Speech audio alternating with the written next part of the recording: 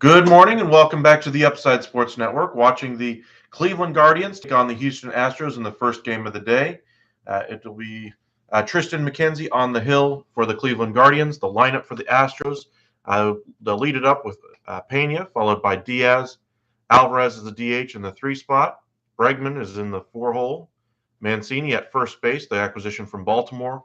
McCormick in right, Dubon in left, Myers in center. Maldonado is doing the catching.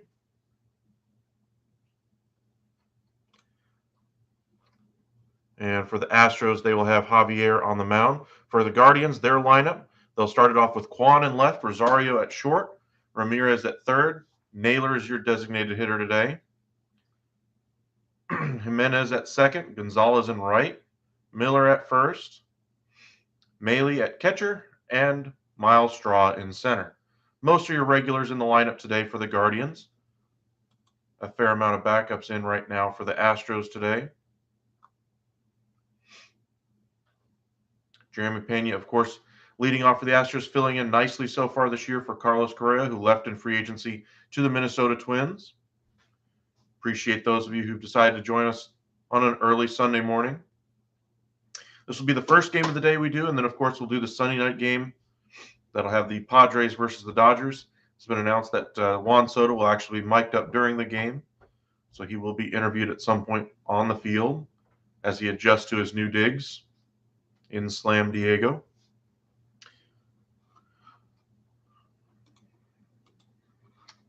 Your starting pitcher for the Guardians is Tristan McKenzie. He's a 25-year-old right-hander. Stands about 6'5", very skinny guy. He's 7-8 on the year with a 338 earned run average. Has started 19 games so far this year. Thrown 120 innings with 113 strikeouts.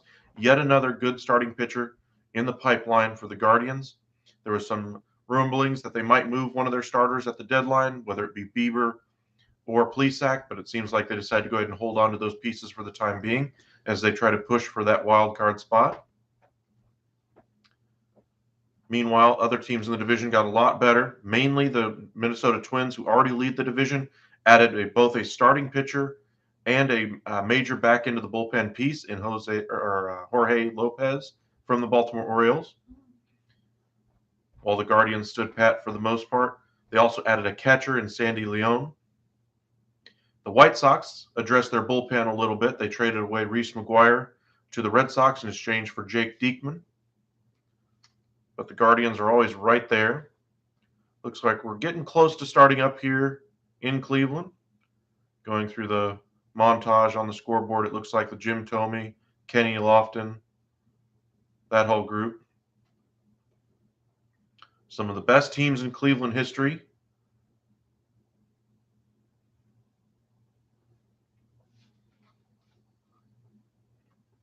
Astros, of course, have been the best in the American League for probably the last 5-6 years. Welcome in, Gilbert. They busted your parlay yesterday. Yeah, well, ouch. Guardians I don't trust from day to day, but I do trust them over 162 games. How many leg on the parlay?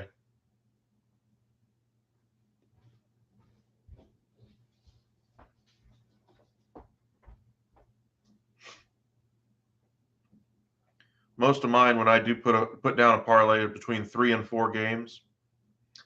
Every now and again, I'll just toss like $10 at a 10-team parlay if I can, just to see if I can get crazy and win something crazy. Got close on a couple of them at one point. Got 9 out of the 10, and then the final 11 or the final game I didn't get.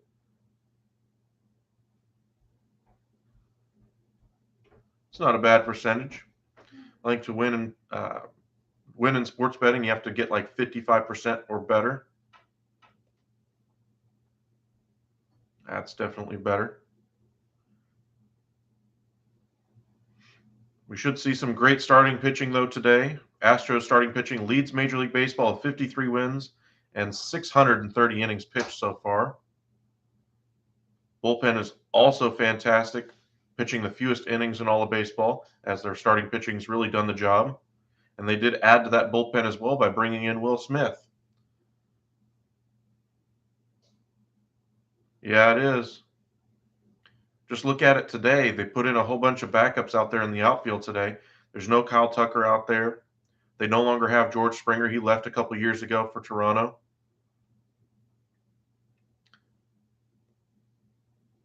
Carlos Correa isn't there, and while Pena's been good, he's still hitting 250.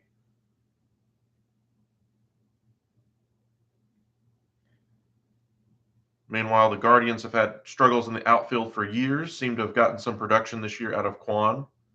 Nice surprise for them. The biggest surprise, though, is that they were able to get that extension done with Jose Ramirez. So he'll be there for several years to come.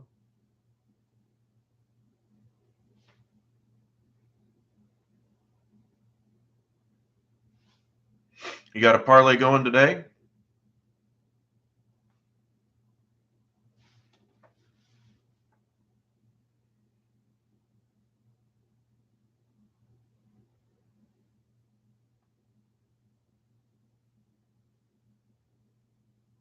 Appreciate you guys joining us. Guardians about to take the field here.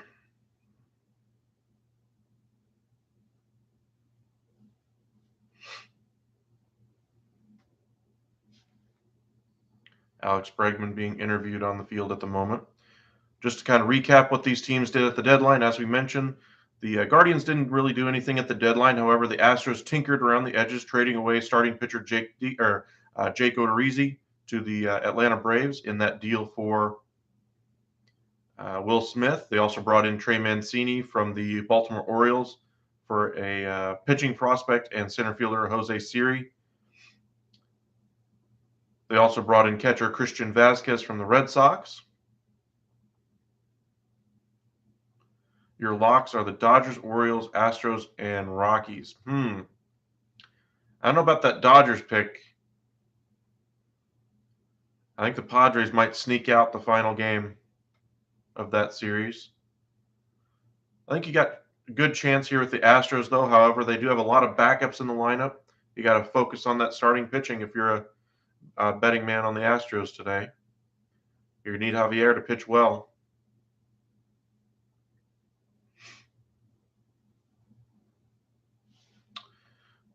Rockies faced the Diamondbacks, I'm guessing. They were able to have a come from behind win yesterday.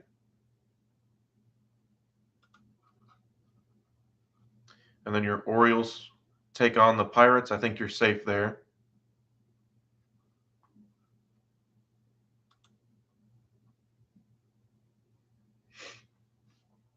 But thank you guys for joining us. Got 10 of y'all in here already, and the game hadn't even started yet. Appreciate you. Make sure you hit that subscribe button. That way, when we do go live again, you'll be notified. We have a lot of new things coming out for you this week, so make sure you hit that subscribe button and follow us on Twitter at UpsideSN. Thank you for the like. Appreciate that. As I mentioned during the live stream last night, we have a ton of changes coming. The way we're doing our lives is going to be changing later on this week. Thank you for the like. Appreciate that.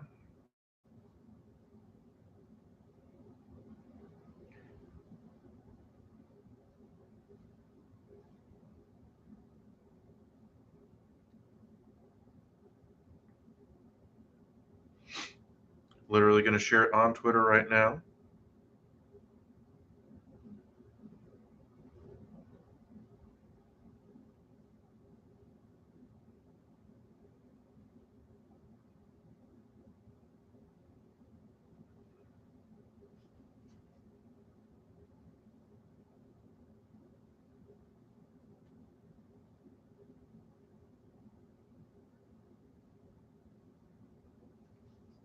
You think so?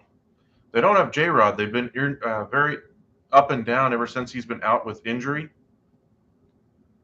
Now, if he's back, that might change the equation, but for my money, I wouldn't put them as a lock until they get J-Rod back. The swagger he brings to that team. And didn't they lose last night to the Angels as well? I didn't see what the final was.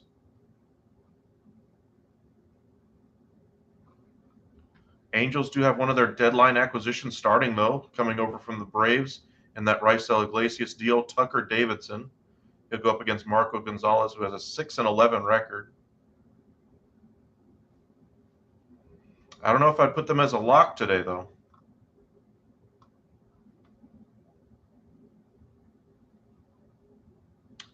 I think the Brewers bouncing back against the Reds is a good bet. Corbin Burns versus Ashcraft. So if you're betting on the Brewers game, I would bet heavy on the Brewers today. Well, they got Rengifo, and they've been able to do some damage at the top of that lineup. And when Julio Rodriguez isn't there for the Mariners, that lineup doesn't produce the same. They just play like, I don't know, the Reds when they don't have him. He's a big piece of what they do. All righty, the Guardians have taken the field, just about ready to get underway. As we mentioned, Triston McKenzie will be the starting pitcher for the Guardians today. Jeremy Pena, who took over at shortstop for the Astros after Carlos Correa decided to leave and go to the Minnesota Twins. He's going to lead it off. He's hitting .252, 15 home runs, 38 RBIs, and a .295 on-base percentage. Very young player. You can still see kind of the baby face in him. But so far, a great start to his career. He's in the mix for the AL Rookie of the Year, but I think it's going to be Julio Rodriguez and going away. Bobby Witt Jr. is also in that camp for AL Rookie of the Year. As far as pitchers, the Rangers' Brock Burke, he has like a earned run average of 1 out of that bullpen. He's a multi-inning reliever out of that bullpen. He's been fantastic. He's not got a chance to win it, but he'll get a vote or two to be third or fourth place. Swing and a miss there. As I mentioned, McKenzie's your starter. Looks like he's gotten a haircut anyway since the last time we saw him. Very skinny player. I'm sure the Guardians would like to see him add a little bit of weight as he goes along. That one's a hard hit out into left field, back towards the warning track. Making the catch on the track is Kwan, and allowed first out. Looks like McKenzie thought he might have gotten a little bit more of it than he did. For your Guardians, it'll be Kwan in left, Straw in center, Gonzalez in right. Ramirez is at third, Rosario at short, Jimenez at second. Owen Miller gets the start at first, and Luke Maile does the catching today.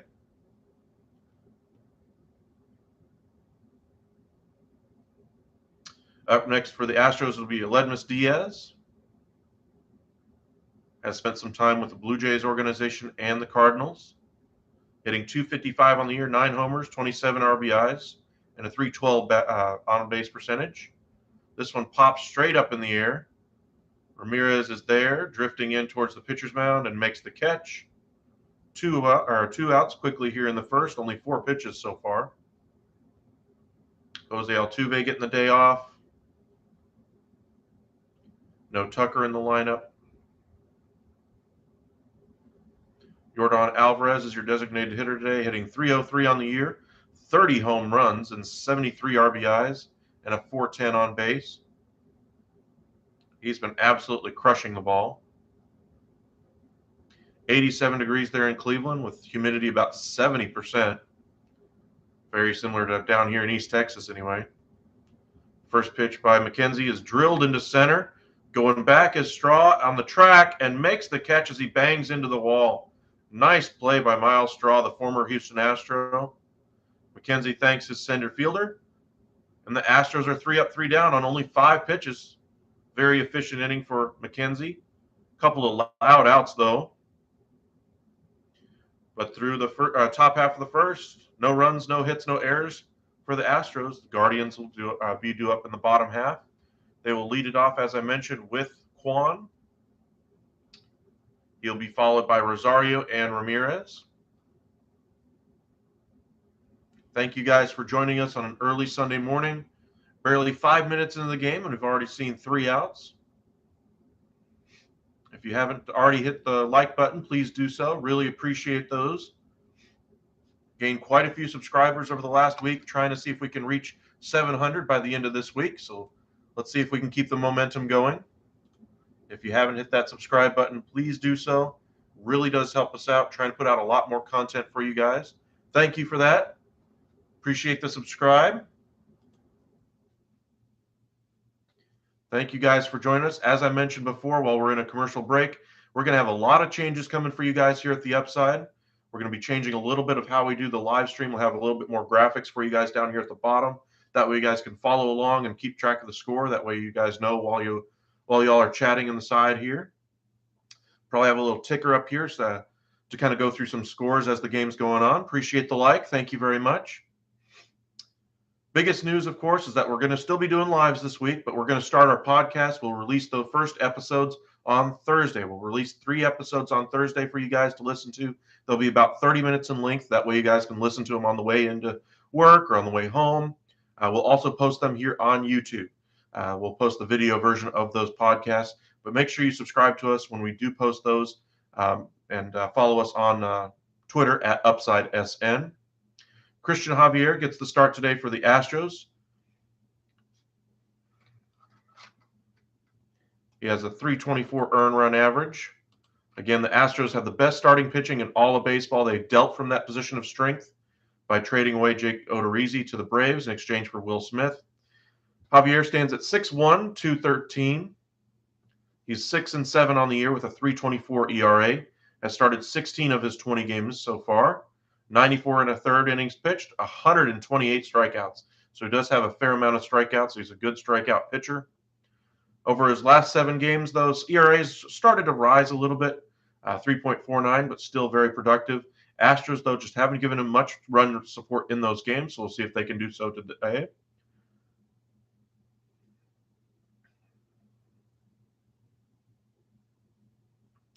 He has given up 36 walks. Something to keep an eye on to see if he can keep that command.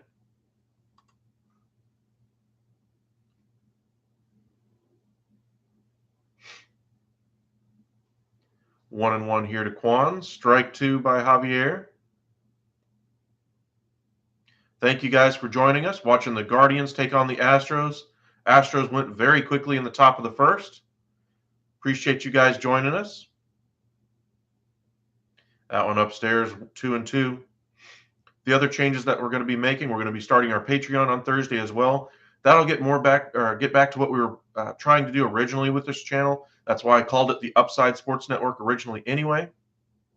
We like to look at the next step in the sports storyline as Javier climbs the ladder there and is able to get the strikeout of Quan. Told you guys he was a strikeout pitcher. Starts the game off here with a strikeout here. But that'll focus more on the upside, the next step in the sports storyline. Now that the deadline is gone, that next step, of course, is going to be the MLB offseason. Of course, the playoff races and all that. We'll get into some predictions and World Series predictions for you guys. But in the offseason is where we'll probably focus on that to begin with. Shohei Ohtani, where's he going to go? What's it going to take? That kind of thing. Are the Angels finally going to take his candidacy as a trade candidate seriously? Or are they going to continue to say that they're a playoff team when they're the worst team in baseball? Just saying. Other things that we'll be focusing on are going to be the free agent class coming up. Trey Turner, Carlos Correa, Xander Bogaerts. It's going to be a good shortstop class. Dansby Swanson as well. 1-1 here to Rosario. Swing and a miss. Thank you for the subscribe. Really appreciate that. If you haven't hit that subscribe button already, please do so. And that like button really helps us out. Trying to reach 700 by the end of the week, so let's see if we can make it happen, all right? Got 18 of you guys with us here at 11:16 in the morning Central Time. Rosario lifts this one out. Lazy fly ball, though, to right. And McCormick makes the catch, 2 away. Javier up to 9 pitches so far. Your defense for the Astros will be Mauricio Dubon in left, Jake Myers in center, Chas McCormick in right. In your infield, third base, it'll be Bregman, shortstop Pena. Diaz is at second, and Mancini is at first. Maldonado does your catching, and of course, Javier is your pitcher today. Due up next, it'll be Jose Ramirez. Signed that 8-year extension before the season began. $160 million. Certainly would have gotten more on the open market, but it seems he really does enjoy playing in Cleveland. Before the year, there was some rumblings that the Toronto Blue Jays had offered a significant package that included Aurelvis Martinez, Jordan Groshans, Kevin Biggio, three really good high-end prospects that Cleveland, honestly, I would have expected them to take before the season. But my guess is they circled back to Ramirez when that offer came in and said, "Hey, do you want to stay in Cleveland?" He said yes, so they were able to hammer out a deal almost the same day that news came out. Ramirez lines this one all the way to the wall. He's easily in there with a double. And so he's going to be in Cleveland for close to the next decade. He'll be part of the next great Cleveland team. He still gets a good payday, not necessarily as good as he probably would have gotten on the open market, but he gets to stay comfortable in Cleveland.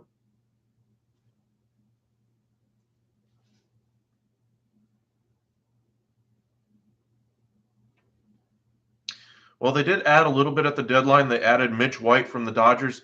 He's a good back end of the rotation starter. I do love his potential as a strikeout pitcher, but he's still very green. That's why for now he's a number 5. Given time, maybe he becomes a number 3 next year. And if he continues to ascend, maybe a number 2 in a couple of years. But I really like what they've done with that rotation so far. They haven't pitched very well this year. Barrios has given up a lot of home runs. He is a good strikeout pitcher. They have Manoah and Gosman there. I do think they're going to be in the hunt for a pitcher this offseason, though, possibly even the Carlos Rodon market. I thought they would have gotten him at the deadline, but they did not. Same thing with Syndergaard. They were in on him along with Pablo Lopez. But I think they're going to end up with one of those guys in the offseason this year. I still like the Blue Jays rotation better than the Yanks right now. The only rotation I think I like better than the Blue Jays at the moment would be the Astros, of course. Really like the Guardians' starting rotation as well. But among the real contenders this year, I think the Blue Jays are right there at the top. Naylor swung and fouled that one back and upset with himself that he just missed that one. Ramirez getting a nice lead off a second. The pitch to Naylor. Again fouled back. Naylor upset with himself again. That was good pitch location, though. It was a little bit on the inside corner. I don't think Naylor would have been able to got the barrel head out to that one. If he did, he would have definitely pulled it foul. 1-2 now. Naylor hitting .274 on the year. As fits, sure, but as number 2, I don't think so. Bumgarner at best right now is a number 4.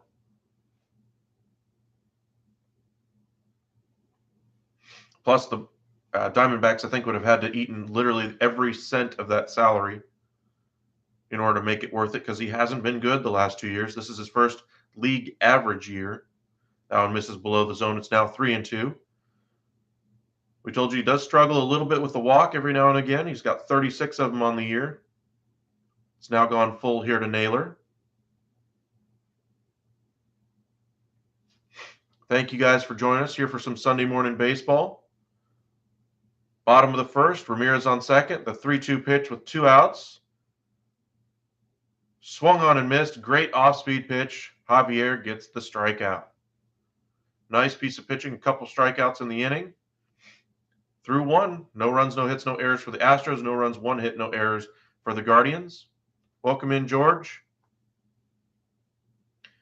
I'm not sure if they'll catch him. I think the Blue Jays are a better team. Of course, I liked the Blue Jays originally before the season to make it out of the American League to the World Series. I still stand by that right now. Really like the moves that they made. They addressed they addressed possible multiple holes in the future by bringing in Whit Merrifield. As long as he's able to, of course, get his vaccination status fixed, he should play at least some home games before the end of the year for the Blue Jays. Really like what they did by bringing in a couple of bullpen pieces for only one prospect who's having a down year in Groshans. He's still a good prospect, but he doesn't have the same luster that he did at the beginning of the season when he was being offered for Jose Ramirez. The Yanks starting pitching, though, is the biggest issue I still have with them. Even after the trade for Frankie Montas, we saw them send out Jordan Montgomery to the Cardinals. Cardinals beat him. Jordan Montgomery was the starting pitcher and won the game. Not that I think Jordan Montgomery would have made or break the Yankees season, I think they still needed to have brought in a number 2 starter. They didn't really do that. I think Montas is a great number 3. As a number 2, though, he's a little overmatched. For instance, if you face the Blue Jays, I like Garrett Cole in Game 1. I like Manoah or Gosman in Game 2 against Montas. Game 3 against Cortez, you're going to have Barrios. I like Barrios as long as he's able to avoid the home run. The Yankees do have a lot of swing and miss in their lineup, and Barrios does strike out a lot of batters. I think as long as he's able to avoid the home run, they should win Game 2. So that's 2-1 already in favor of the Blue Jays. Game 4, the back end of the rotation anyway for the Blue Jays, I think they should be able to piecemeal a starting rotation together there for a postseason. Oh, I don't know about the Blue Jays' pen being shaky, though. They added some good pieces back there. They now have 4 guys they can trust in that 8th inning, and Romano is your closer. They still have, Meza. They brought in Bass. They brought in Pop. I know I'm missing a couple of them, but the Blue Jays' pen should be much better down the stretch. They brought 2 good, high-quality, high-leverage pieces in from the Miami Marlins bullpen. I think long relief in a postseason series, maybe move Mitch White back there and let that strikeout potential kind of play up a little bit more, especially in a series versus the Yankees. More swing and miss. Whew. Wow. Nice strikeout there by McKenzie. Gets Bregman on 3 pitches.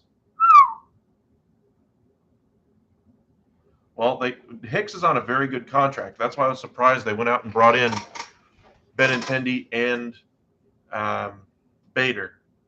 Bader, for me, is the next Clint Frazier. A whole bunch of Yankees fans are going to go, look at how good a player Bader is, and they'll tell me how great he's going to be. And then he will never play, and then he'll go to another team and do nothing. Hard hit ball up the center. First base hit of the game. Nice piece of hitting there. Trey Mancini not wasting any time jumping all over that one. But as far as trading Torres, I think they push him a little or they expect too much out of him. They haven't given him a chance to really settle in New York. They flip him between short and second. I think he just needs to settle down at second, just sit in the 5-6 hole instead of constantly being pushed up in that lineup, and just see how he does for a year when he's consistently in that spot. You think Torres is Brett Gardner? Really? That's an interesting take.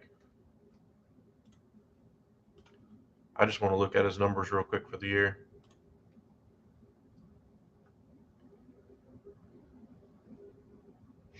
I mean, Torres has not had a good month anyway now. Still got 16 home runs. Oh, Bader. Okay. Well, I'm still going with Clint Frazier because I don't think he'll play as much as Brett Gardner did in that lineup.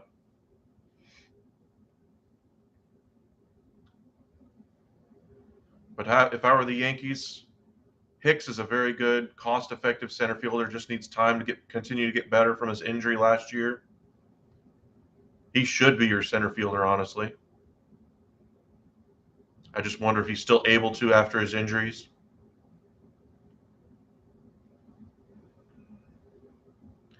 McCormick down 0-2 now to McKenzie. Pops this one foul. Remains 0-2. Again, thank you guys for joining us so far. Got about 12 of you guys in here right now. Really appreciate the support. It's almost 11:30 Central Time, so for those of you who are still in the early morning hours, appreciate you guys joining us for some early Sunday morning baseball. McCormick on the year hitting .234. Astros no longer have that prolific outfield right now.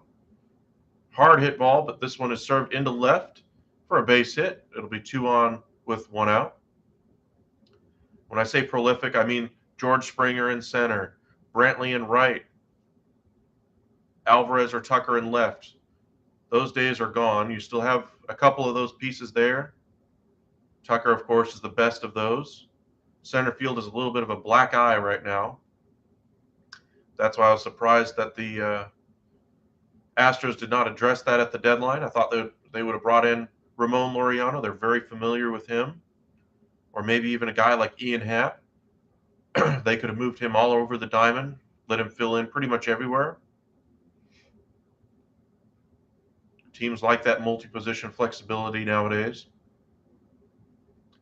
Dubon is up, hitting .217 on the year, 4 homers, 19 RBIs, and a .263 on-base percentage.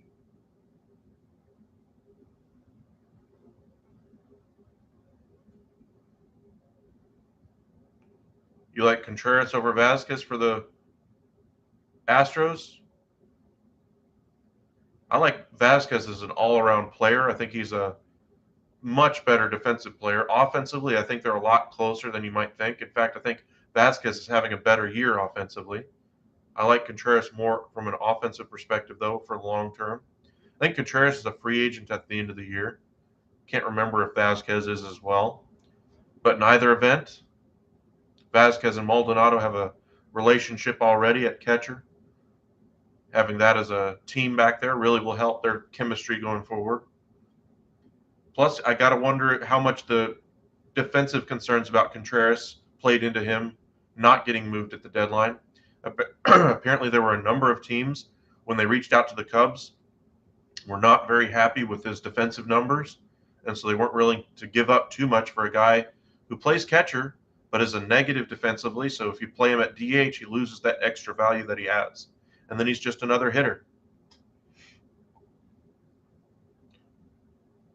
For those of you who have been wondering, as far as like why is it so hard to find a good productive catcher? Well, it's because it is. Over the last 20 years, batting average among catchers is down 40 points. It's much more of a defensive first position now, and for Contreras to have negative defensive numbers when teams are focusing on that first before the bat, not very good. He should still do well in free agency. I think he'll probably end up getting like a 4-year, $60 million deal. Think similar to the Yasmani Grandal deal that he signed with the White Sox. Of course, Grandal was a much better pitch framer at that time. Sean Murphy would have been an excellent addition. I thought he was either going to go to, for Murphy anyway, I thought he would have been a great fit on either the Mets or Rays. Rays lost to Zunino for the year, and they love those cost-controlled pieces. Unable to hold off on his swing there. Dubon strikes out. 2 strikeouts so far in the inning for McKenzie, who's bounced back nicely after having a couple of singles so far. But Sean Murphy, I think, will probably be moved in the offseason. We knew the A's were going to sell at the deadline. We knew they were going to sell before the season even began. And I thought they could have done more. I thought they should have traded away Laureano. I thought they should have traded away Murphy. Anything that wasn't nailed down, a veteran, they should have moved. Elvis Andrews, a good utility or good shortstop anyway, defensively. Not necessarily great, but can be a good bench piece for you if you have injury issues. A team like the Philadelphia Phillies, who need a shortstop, have not gotten any production. Getting him to a playoff team. But I thought the Phillies would have been much better by going big and going after a guy like Xander Bogaerts.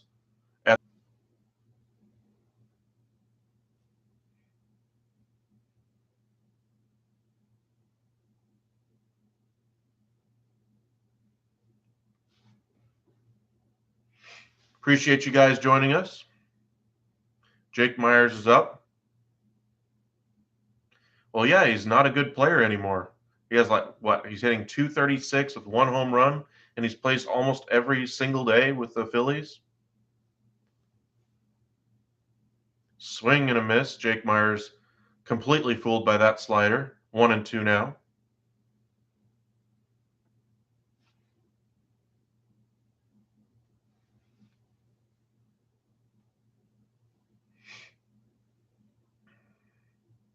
There's kind of a complete excuse me swing on that one. Thank you guys for joining us. The 1-2 pitch here by McKenzie. Nice fastball, a little bit off the plate inside. Count goes to 2-2.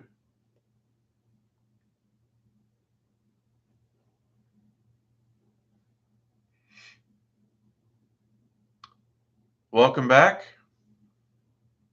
Do you think the White Sox will make the playoffs? I think they'll be right on the edge. I think them, the Guardians, the Orioles, and the Rays will all compete out for that final wild card spot.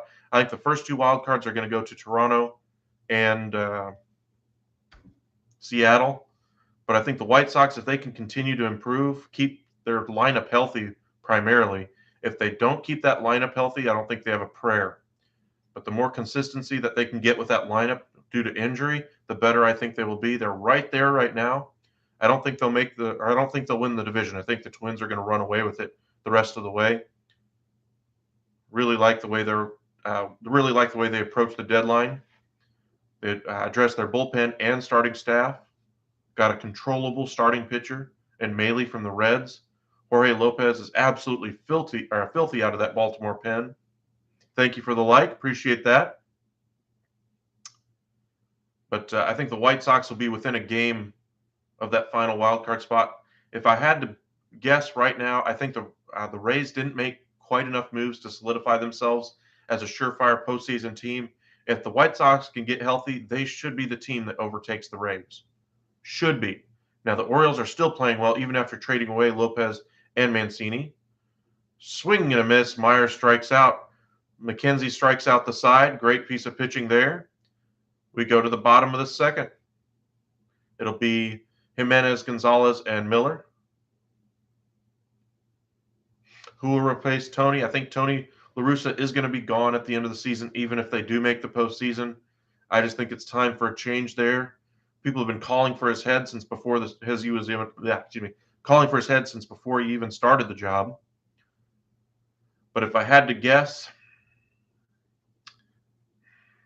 just because he's had some success elsewhere around the league, and because I think he'd be a great fit there, I think a guy like Joe Madden would be a nice fit there. But I think they're probably going to end up going young. They're probably going to hire some first base coach, pitching coach type to come into that team. That's kind of what I expect for the White Sox.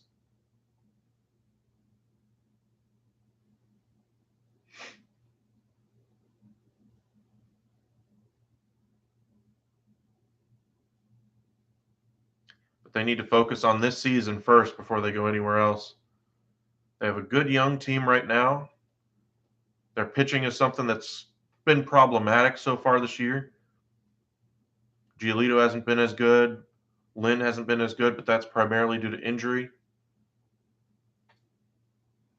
I think he pitched 6 innings in his first start after the All-Star break of shutout baseball, and then the bullpen blew it. They've addressed the bullpen now by bringing in Jake Diekman from the Red Sox. So we'll see if they can play a little bit better in front of them. Defense, of course, that outfield defense is the thing that worries me. Robert being back is the thing that'll really help. You really think Moncada and Grandal are hurting the team, and Tim Anderson, he doesn't hustle. Tim Anderson, though, I think is a really good engine starter for your team. I think he's a great player at short. I did not think so when he first came up in the bigs. Did not think so for the first couple of years, but the last 2 years, he's been hitting, 300? He's really been a catalyst for your team. Now, as far as Moncada, he's never lived up to his prospect type, not once. I think there's a lot of investment there that really hasn't paid off. I think you guys could do better, possibly spin him off to another team that still thinks he has some potential left and invest some of that money elsewhere. Grandal, I think, is a good catching option for you, part of a good platoon back there. I was a little bit surprised they moved off of Reese McGuire.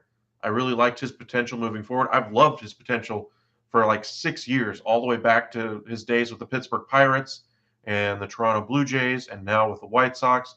I think he's a good offensive catcher back there, really can handle the plate well as well. The pitching staff, I mean.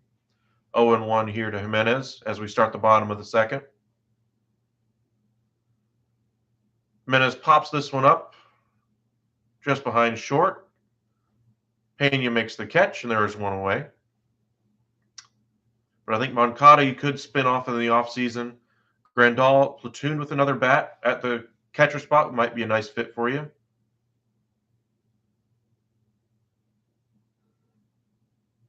Well, Eloy started out the year very poorly. He's got to have some positive regression for this team to get better. Robert coming off of injury, he should be your MVP candidate year in and year out.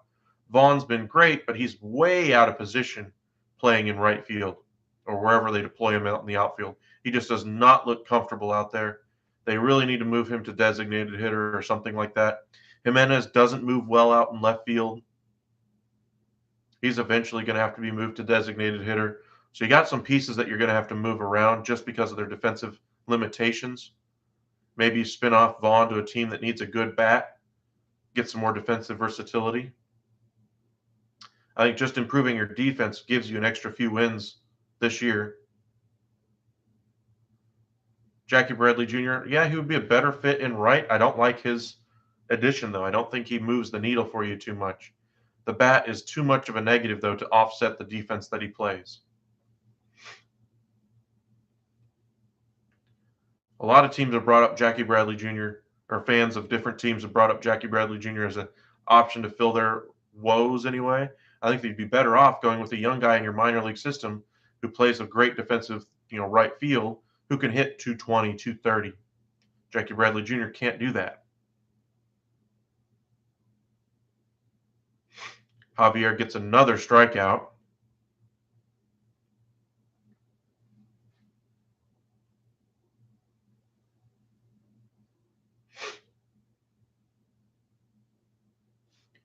Appreciate it. Thanks for joining us. Miller is due up. That one way up and in. Slider got away from him, 1-0.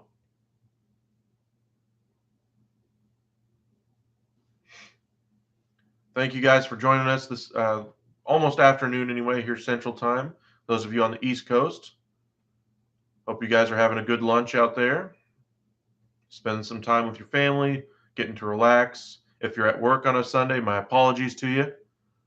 Hopefully you're getting to enjoy at least a little bit of baseball with us here on YouTube.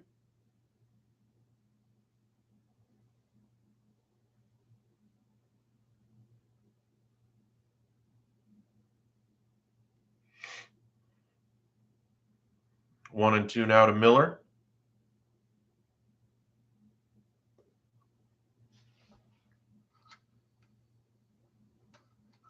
At the end of this inning, we'll kind of check in on the standings where everybody's at after the trade deadline.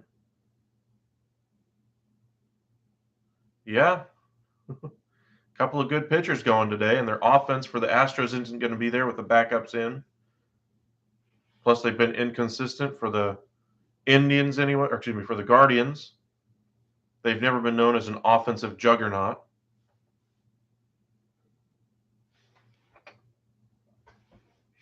A little bit of news out of the NFL today. Kareem Hunt of the Cleveland Browns has requested a trade, and immediately the Browns have declined that trade request. Seems like that's their policy, as Baker Mayfield did the same thing, but I expect something to get done. He was after a contract extension. They already have Nick Chubb there as their number one running back. Unless they get a comparable running back, I don't think he will be moved. However, I do think he'll sit out.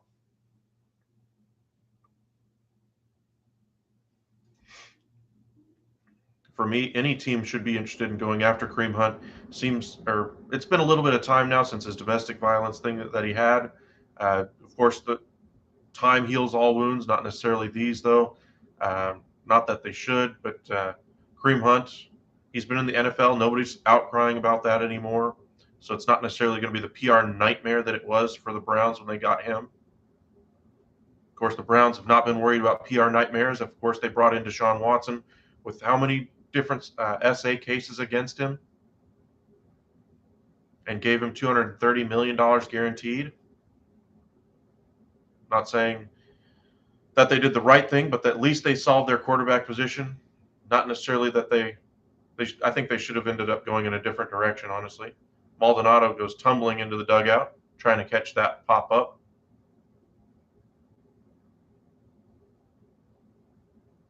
Rams love washed up stars. I don't know about that. I mean, Von Miller was not washed up when they brought him in. He wasn't having a great year in Denver, but you just saw him sign, what, a 6-year, $120 million contract with the Bills. They brought in Odell Beckham Jr. Everybody thought he was washed up from the Browns. Immediately, Robert Woods gets injured, and he's exactly the piece the Rams need to keep that offense really moving. That way teams aren't triple covering Cooper Kupp. They brought in Jalen Ramsey, who's still probably one of the best, if not the best, cornerback in the game. They brought in Sue, got rid of him before he got washed up and sent him on his way. Tampa Bay is now looking to get the final last bits of good play out of him. Their offensive line, they brought in Whitworth from the Bengals a few years back before they started this run. He's not washed up either. I'm not a Rams fan per se ever since they moved to LA. Loved them in St. Louis. Wasn't necessarily a fan of them moving. I thought they were doing fine there. They just didn't have the swagger or the cojones to do what it took or do what it needed to take to get things done. In LA, it's been a completely different team. If they managed this way in St. Louis, they wouldn't have moved. They'd have fans every day at the game. They didn't, though. They played it safe the majority of the time. That's the end of the inning there. No runs across there.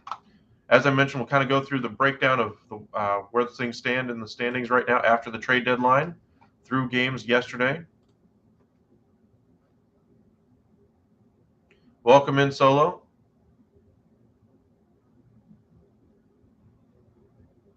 You do got to pay. All right, so the division leaders right now, Yankees in the East, Astros in the AL West, and the Twins in the Central. You're not going 7-9 again. Yeah. Wild card right now in the American League. Toronto has the first wild card spot. Rays and Mariners tied for second and third. I think today's the day the White Sox turn it around. Well, they're going against the Rangers today. They just lost 8-0 last night. Dane Dunning having his best game of his season so far against his former team.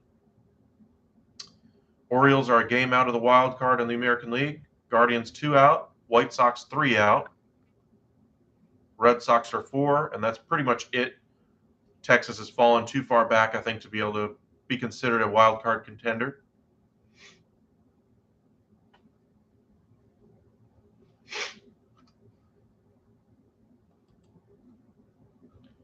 Maldonado, first pitch swinging, hammers it but right to Ramirez, who flips it on to first. 1 away. Must be in the game or in the scouting report today. If you attack the fastball early, you got a better chance against McKenzie. So far, it's been no good. I would like to see Joey Gallo do well, but I think that's one of the worst teams he could have possibly gone to at the deadline. I do not think that will work at all. I don't understand the reason for the investment. The trade itself for the Yankees is an absolute win, getting a top 15 prospect out of the system of the Dodgers in exchange for a player who's hitting 159 in his time with you. I think he needed to go to a team that was below 500, that wasn't going to be in contention. That way you could play every day against right and left-handed pitchers, have zero pressure, sign a 1-year deal for about $5 to $7 million. That way you can have another bite at the apple next year, not have any issues as far as the contract that's on his mind or anything like that. Take literally all pressure off of him and just let him play baseball. He hasn't been able to do that since he's been with the Yankees, and now with the Dodgers, there's going to be even more pressure because now teams are going to, or media is going to come up to him and say, "Hey, we thought New York was the problem. You're not playing every day here in LA. What's the problem?" Pena smashes this one over to short. However, nice play there by Rosario. Does a spin move in the dirt, makes the play on to first, and there's 2 away. McKenzie's only at 30 pitches so far today.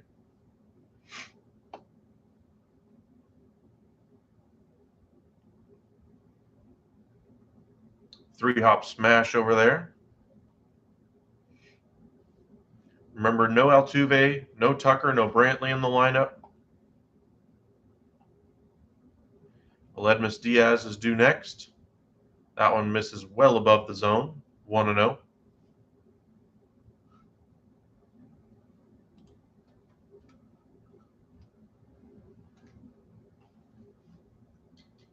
You're saying the Sox are winning the World Series this year? Another ground ball to Ramirez. He flips on to first. Another quick inning for McKenzie. Astros are going quickly. So you're saying the White Sox are winning the series? On paper, they entered the season with a great bullpen. That bullpen hasn't lived up to it. They bring in Diekman to help rectify that. The Sox have a lot of defensive issues out there. The rotation hasn't pitched up to snuff yet, anyway. I do think that they'll sneak into the postseason, but I don't think they're any better than the Astros, the Yankees, the Blue Jays, the Twins. I think all of those teams are far and away better than them. And when J-Rod comes back for the Mariners, I think they're better too. Right now, I think as things stand, the White Sox are probably the 6th or 7th best team in the American League. That's not even getting into the National League side of it, which I think might have the better teams than the entire American League. Dodgers, I think they would beat any team in the American League right now. Worry about health with their starting staff, though, and their platoons have not been great. Padres are right there as well. I think the Padres and Dodgers are almost on equal footing right now. It's all about if the Dodgers can get better production out of those platoons and keep that rotation healthy. If they can't, Padres, I think, are the better team.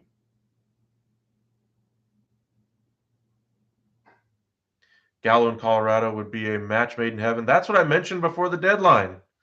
You've been a great fit there. Cost-effective option for them. They don't have a lot of money to spend in free agency because they locked it all up in Chris Bryant. You'd have the connection there with Chris Bryant to get him at ease. Colorado would have been a fantastic fit for Joey Gallo.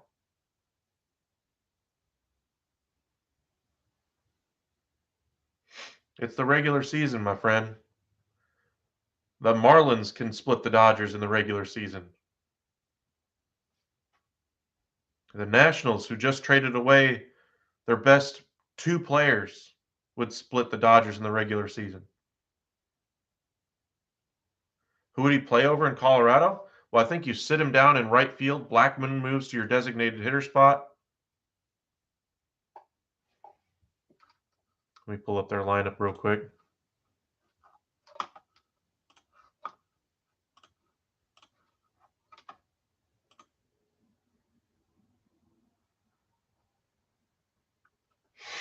All right. They're playing Bryant in left so far this year, but he's only played in 42 games.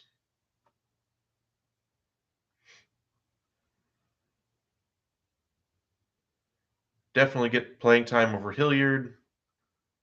In center, Days has played well. I'd put him in right. I understand Grichuk's playing well, but he's only hitting 256. Use Grichuk as kind of that fill-in guy all over the diamond, or excuse me, all over the outfield anyway.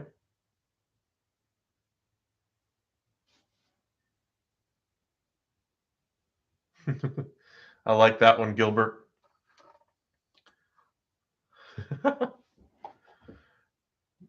Pirates swept LA in May.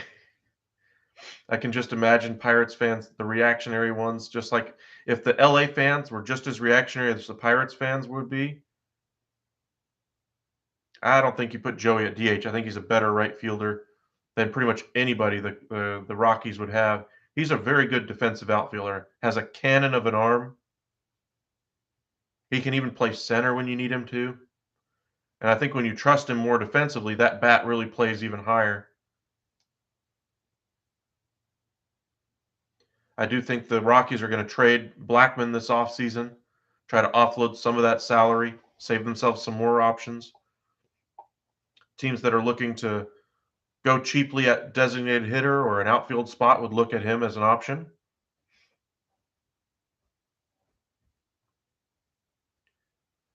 Welcome in, Santo.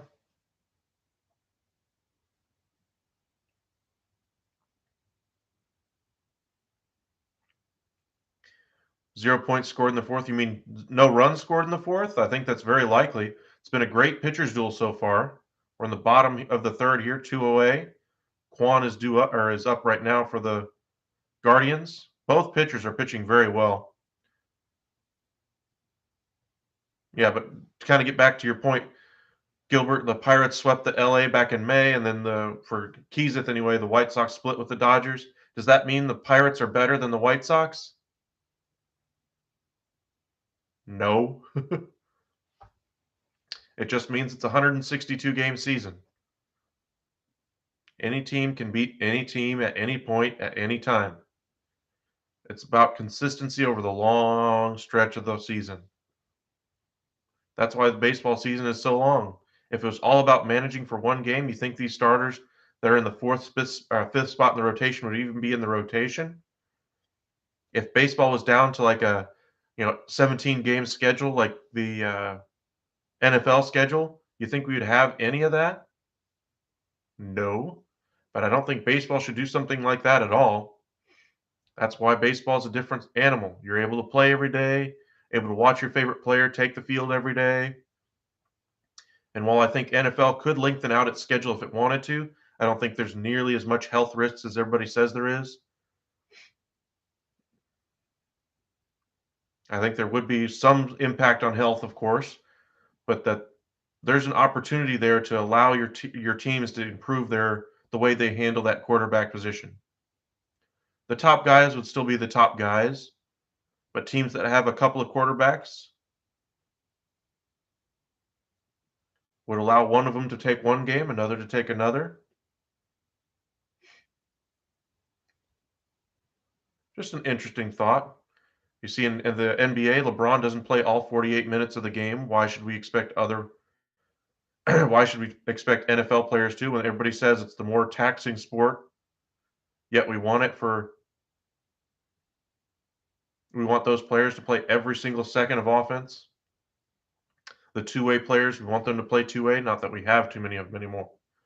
But thinking back to Deion Sanders, having him play every single down on both sides of the ball and on special teams, they still do that in college.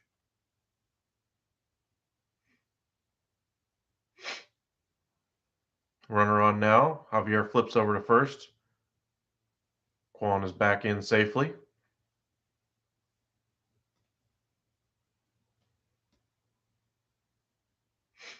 Something to think about.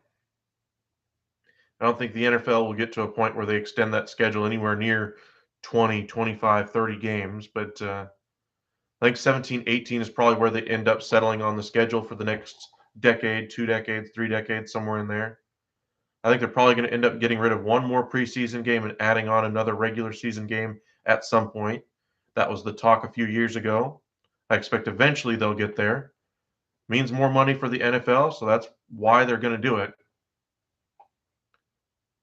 That's a beautiful pitch by Javier right on the outside corner. Rosario falling behind here, 1-2. 2 outs here in the bottom of the third, no score between the Astros and Guardians.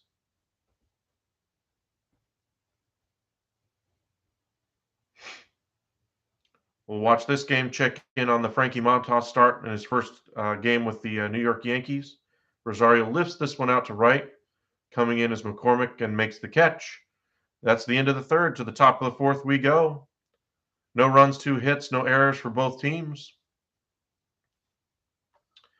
We've already gone through the American League standings anyway. Let's go back through the National League. On the NL side of things, the Dodgers, of course, are the best team right now in the NL with 74 wins. The Mets are right behind them with 69. They lead the NL West and the NL East respectively. Cardinals have gone up a game on the Brewers for the Central lead. I don't think they'll end up winning the division, but as it stands right now, they got a good victory against the Yanks yesterday. Right now, the wild card teams in the NL are the Braves, Padres, and Phillies. I think that's pretty much how it's going to end up as well. Milwaukee is just a game back, but I think they'll end up taking the NL Central. The Giants have fallen 7 games off the pace of the wild card. The second half of the season has not opened up well for them. They were only a game back at the All-Star break and have since fallen 6 games further back in those standings. Things are not looking good for them. It's kind of a 7-team race for 6 playoff spots. I think your locks to make the postseason: Dodgers, Mets, Braves, and Padres. But if I had to guess right now, I'd say the Cardinals would be the team on the outside looking in when October comes around.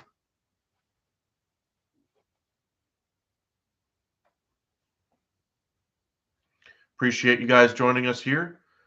Just about to be noon here Central Time. Watching the Astros take on the Guardians. Nothing our score through 3 innings.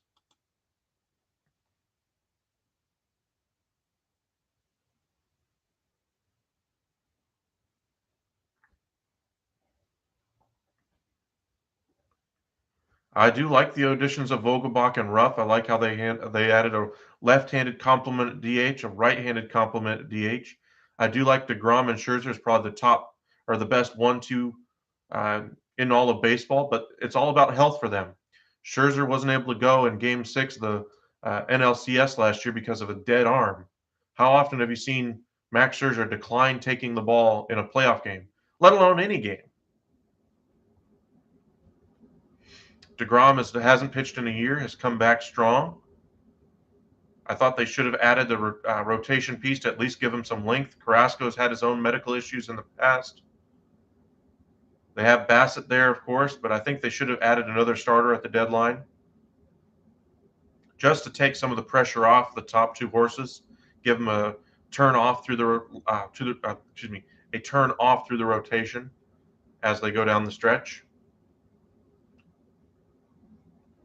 Alvarez is ahead now, 2-1. Flew out back in the first on a 104-mile-an-hour line drive to center field all the way to the wall. Straw making a nice catch on that one. Alvarez smashes this one right into the shift. Jimenez is there, and he is retired for the first out of the 4th. If the Mets rotation can stay healthy, I think they're going to be one of the teams right there with a chance to go to the World Series. If they're not, I think they probably are gone in the first round. I worry about that rotation. I think they could have added a little bit more at the deadline. Christian Vasquez, JD Martinez, Trey Mancini, all would have been options for them. Nice pitch right on the outside corner to Bregman, 0-1.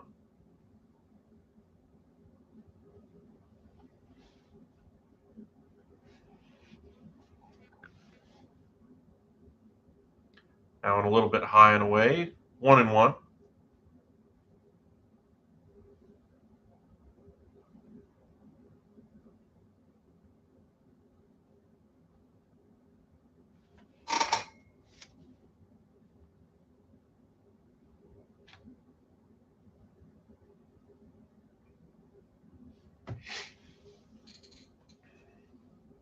McKenzie gets ahead here, 1-2 now. Bregman on the year, a 249 average, 13 home runs, 56 RBIs.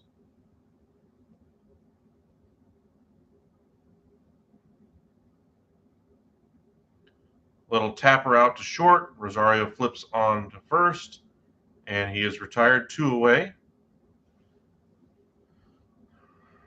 Isanto, I think your bet is safe here in the top half of the 4th for a 0. Trey Mancini attacked the ball back in the second inning, first ball swinging, got a single, has a 268 average, 13 home runs, 48 RBIs, and a 348 on base.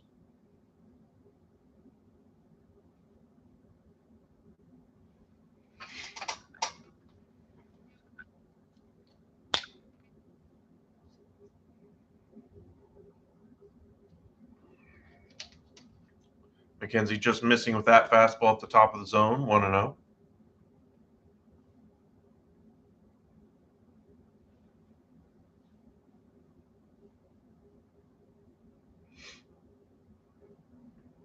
That one just off the outside corner, 2-0 now.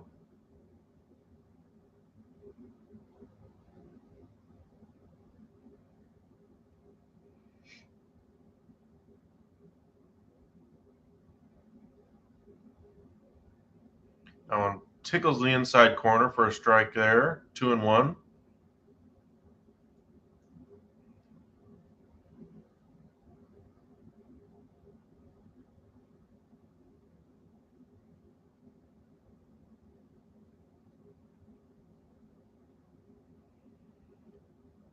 Mancini being very patient in this at bat.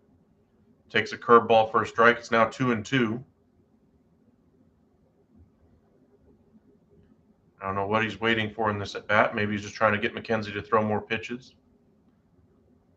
Fastball blown right past Mancini. That's the third out of the inning. The first half of your bet is good. Indians will have Ramirez, Naylor, and Jimenez due up.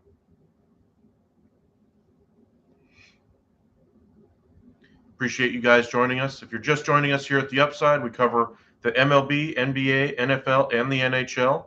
Try to do live streams for you guys at least about 5 times a week, doing different things. We do a lot of baseball games right now because that's the only sport that actually has games right now. We did the MLB trade deadline on Tuesday, had 200 of y'all subscribe to us. So thank you guys very much. If you haven't already hit that subscribe or like button, please do so. Trying to reach 700 by the end of the week. We're getting close to it anyway.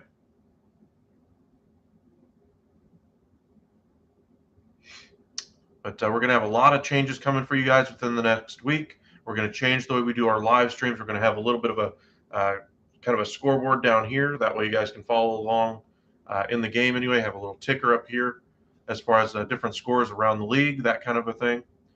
We're also going to be starting up our podcast. We'll post the video version of that here on YouTube. So make sure you subscribe to us. Follow us on Twitter at UpsideSN as well.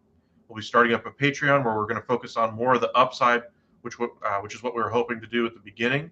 Upside, in case you're wondering why we named the network Upside Sports Network, we like to focus on the next step in the sports storyline. We're not just going to be highlights and that kind of a thing.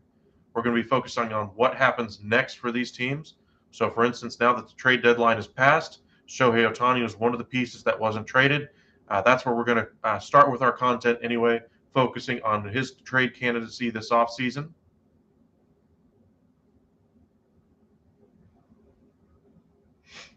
I'll also focus on the shortstop market, focused on some predictions as well. So make sure you join us on Thursday when we release those. Looks like we're coming back here. Bottom half of the fourth, Jose Ramirez, the best hitter in the Guardians lineup, had a double down the right field line back in the first, hitting 286 now on the year. He was around 300 around the All-Star break, so he's dropped off a little bit in that production. See if he can get things going again. Javier misses with that one. It's ball one. This one's popped up straight up in the air into the shift. And Pena is there making the catch between first and second base. One away. Santo, your bet's looking pretty good. I don't think you'll have any runs scored against him here. In fact, it's been very much a pitcher's duel so far.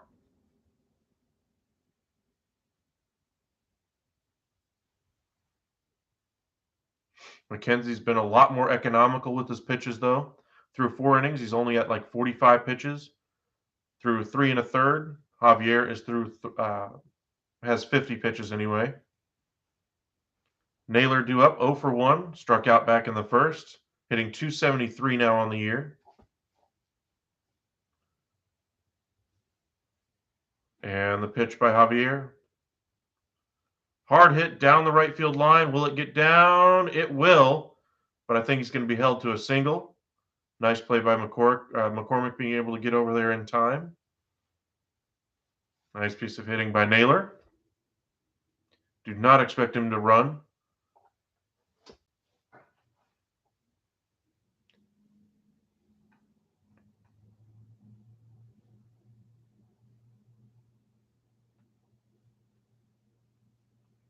Good strong throw in from McCormick keeps him to a single. Not that I thought he was going to go anyway, but he was able to catch the ball in one bounce, making sure he stayed at first.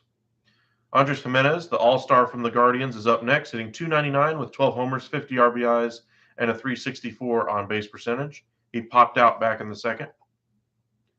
The pitch by Javier is well north of the zone, and it's 1-0.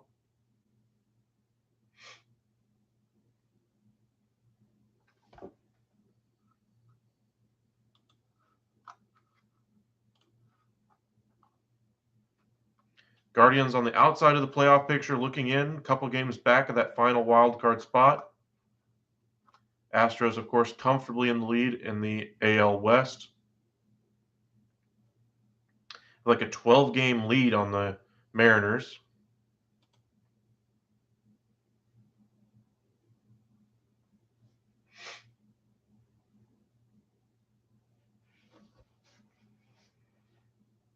The Peacock broadcast cycling through the Francisco Lindor trade from a couple years ago. Francisco Lindor playing much better this year anyway for the Mets. But the Guardians' future was built on that trade. Just look right up the middle. Ahmed Rosario is their everyday shortstop, hitting second for them. Jimenez also made the All-Star game, batting fifth for them at second. Guardians are always needing to cycle through that roster, try to keep that salary down as best they can. And they're always able to put together a great team. This one's popped up. Bregman is there, trying to block out the sun, and makes the catch. 2 away. Very bright day there in Cleveland.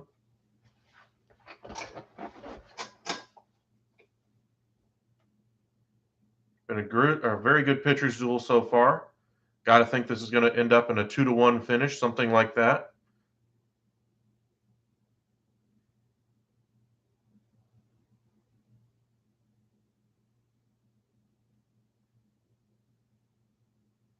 Oscar Gonzalez due up next. He struck out back in the second, hitting .286 on the year. Has 3 home runs with 16 RBIs.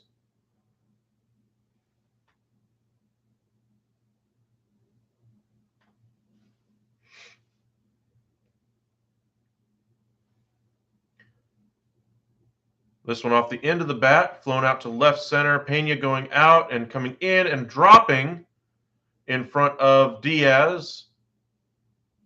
Naylor's going to stop at third.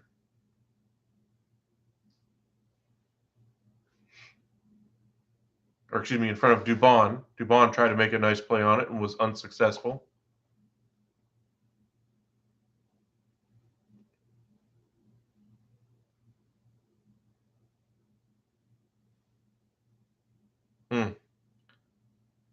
I mean, it looked like Pena had a real chance to get there, but it looks like Dubon may have called him off. Myers couldn't get over there in time. Pena peeled off of it because Dubon said he had it. Obviously, he did not. Runners now at the corners with 2 away.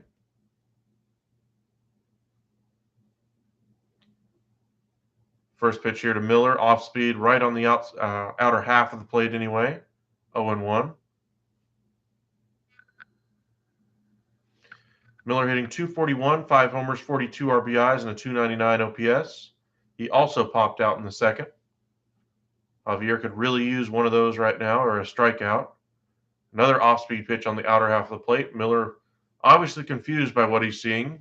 Wasn't expecting that one. And it's 0-2. Javier 1 pitch away from getting out of this. He's a very good strikeout pitcher. Since his defense couldn't handle it for him, he's going to pull a Thanos here, I expect, and say, I'll do it myself. As that one bounces in front of the plate by a good 6 feet. 1-2 now.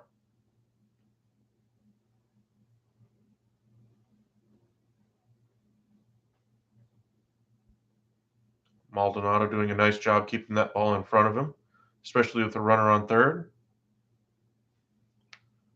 The set by Javier. And the pitch.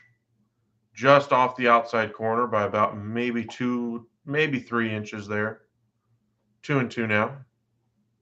Tried to entice the swing and miss. Got to wonder if he's going to go back to that off-speed stuff, see if he can throw off Miller again.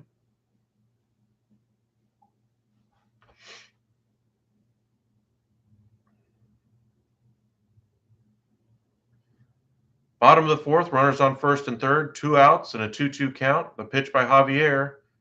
Fastball just on the outside corner, popped all the way down the right field line. Will it stay fair? No. Ends up about 6 rows back in the seats, and we'll do it again.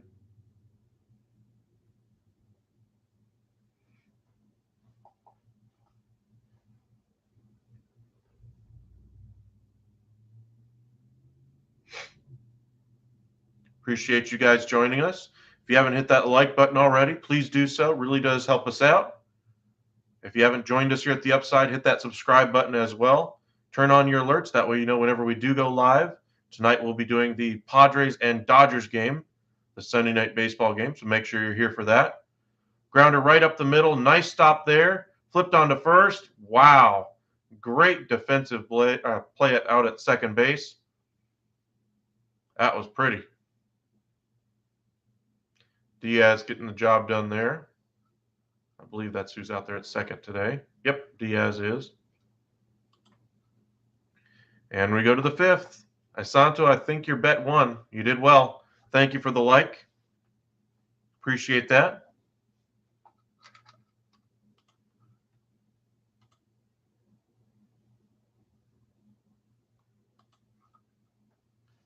Really appreciate you guys joining us here on a Sunday afternoon. We started our coverage right around 11 o'clock before the game today.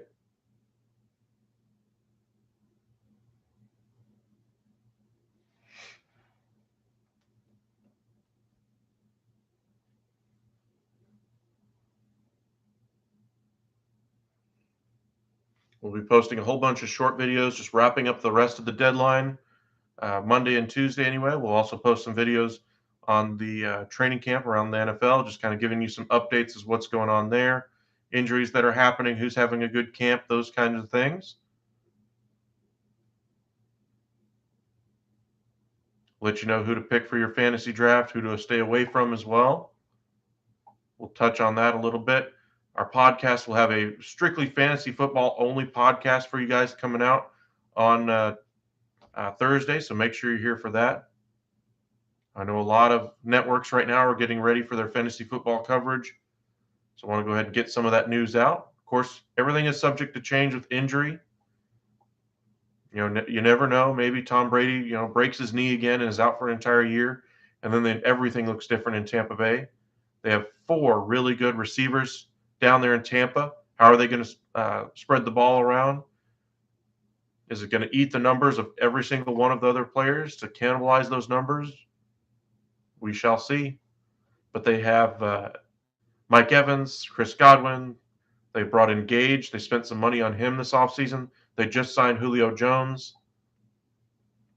Then, of course, they have a couple of those receivers that they've kept over the last couple of years. Tyler Johnson, I think, out of Minnesota. And I can't remember the other one. Reminds me of Wes Welker. Miller, I think was his name. Here in the top of the fifth, McKenzie's first pitch to McCormick is above the zone. That second one right in there, 1-1.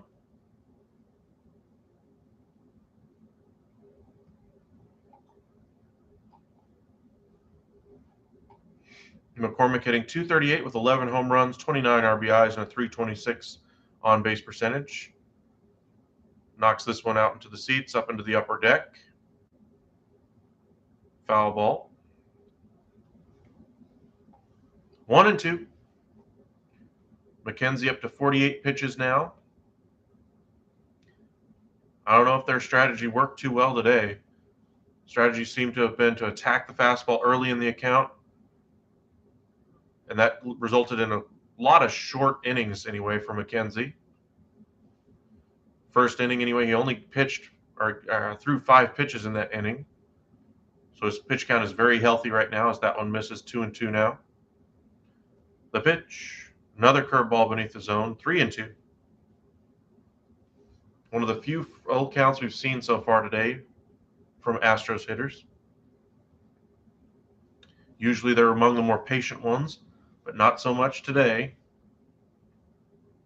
Appreciate you guys joining us. The 3-2 pitch is popped up into right. A few steps over is Gonzalez, glides over and makes the catch. 1 away.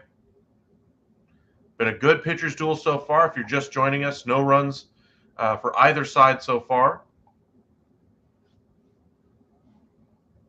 Wow, 15 of you guys. Thank you guys for joining us on a Sunday afternoon. Hope you guys are enjoying your Sunday, relaxing. Hopefully you're not having to work too hard if you do have to work. But thank you very much for watching us here on YouTube. Make sure you hit that like and subscribe button. It really does help us out. Thank you very much. First pitch swinging here by Dubon. Fouls that slider back behind the screen, 0-1. Guardians, of course, have a great starting staff. All 5 starting pitchers probably be your number 3 on your favorite team, if not better. Another curveball bends in there, and it's quickly 0-2. McKenzie filling up that strike zone. If you're the Astros, you want to get a run on the board here because that back end of that bullpen with Clase is complete shutdown.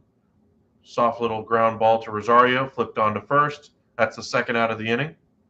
Thank you guys for joining us. Got 18 of y'all. Thank you very much. Appreciate you.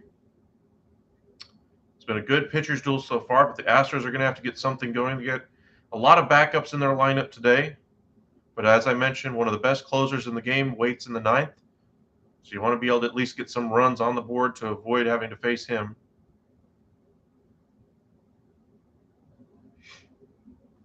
It'll be up to Jake Myers to get something going here in the 5th. 0 for 1 so far today. Swing and a miss. Nice curveball there. Just fell off a table. Myers hitting .225 with a home run, 13 RBIs, and a .269 on-base percentage. He's playing in center today. He struck out back in the 2nd. This is the one spot I thought the Astros should have addressed at the deadline, but didn't. They traded away Jose Siri, I guess because they thought Myers could handle the position. But I thought they would have been in a better serve by going after a guy like Ramon Laureano out of the A's or going after Ian Happ from the Cubs. Instead, they decide to fill in at other spots and leave center field alone. Welcome in, Malik. They're getting too close to your Yankees. I don't think you have to worry about the Astros. I think the Astros and the Yankees are going to finish very similarly by the end of the season. I think the team you have to worry about is the Blue Jays. Not necessarily catching you for the division, but just being a better team in the postseason. I think even with home field advantage, I think the Blue Jays right now on paper are the better team. This one fouled back, and it remains 1-2. A little bit of an excuse me swing there. And yes, you heard me right. On paper, Blue Jays are better. I like that starting staff better. I like the lineup of the Blue Jays. I like how they're all more of a contact hitting lineup as opposed to the Yankees, which has a lot more swing and miss. In a postseason series, that worries me. Nice pitch there by McKenzie. Absolutely freezes Myers and strikes him out. We go to the bottom of the 5th. 0-0 our score. That was a great pitch by McKenzie. He's been fantastic.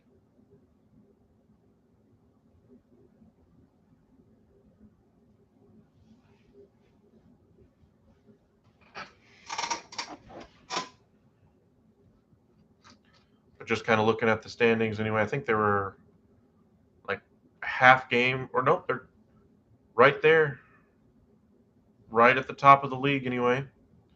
Half game back of the Yanks for the best record in the American League. They did lose last night to the Cardinals against their former pitchers, Jordan Montgomery, who took the hill for the Cardinals. That one quickly came back to bite him.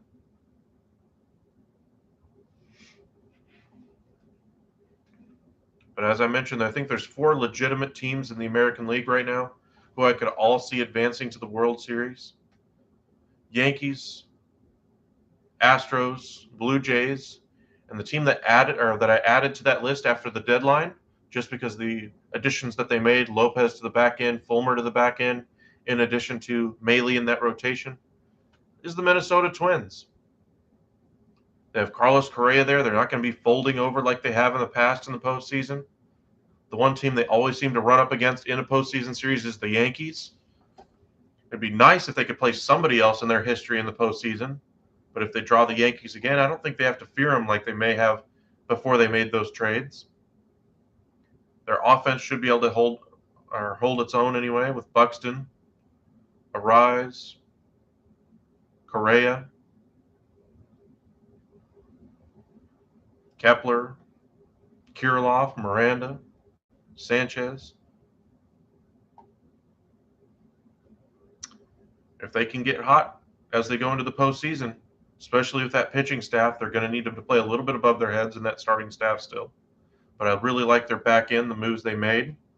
They're no longer going to be a pushover in a 7-game series. The Rays have a great starting pitching, but I wonder if they didn't do enough at the deadline. So that's why I have them outside of the outside of the World Series picture in the American League. Seattle, I like the moves that they made. It's all about health for them, though, and I think they're still a year away from Julio Rodriguez really ascending to the throne there. He's kind of really got that engine going for Seattle, and right now he's out due to injury. They did make a lot of moves at the deadline, bringing in pieces to fill in for those injuries. But they're going to need to catch fire again. Javier is quickly ahead on Maley, 0-2. Here in the bottom of the 5th. The pitch, check swing, held off on that one, as that one was a little bit north of the zone. 1-2 now.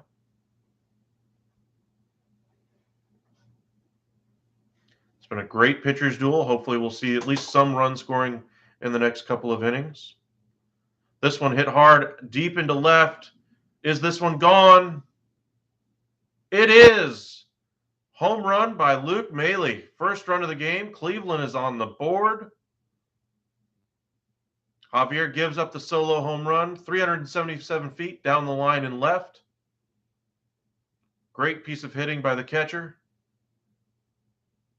And the shutout is over. Maybe that'll get the tide flowing, but right now it's Guardians on top of the Astros, 1-0 here in the bottom of the 5th. Leadoff home run by Luke Maley to get things started here for the Guardians. That wasn't a horrible pitch either by Javier. Might have missed his spot as far as location by a little bit, but that was just great hitting by Maley. Just lifted that ball exactly where it needed to go. Miles Straw, the former Astro, due up next. Yep, that ball did leak out over the middle of the plate a little too far. I think they were looking to jam him on the inside, get that lazy fly ball out to left or a strikeout. Maley timed it up just right and didn't miss it. Straw lifts this 93-mile-an-hour fastball out, just deep center. And right in front of the warning track, Jake Myers makes the catch for the first out of the inning. Maley getting a round of applause from his teammates. Catching his breath, putting it on his catcher's gear again. He's had a good game so far. He's called a good game with Tristan McKenzie, the pitcher, and then gives some run support to him.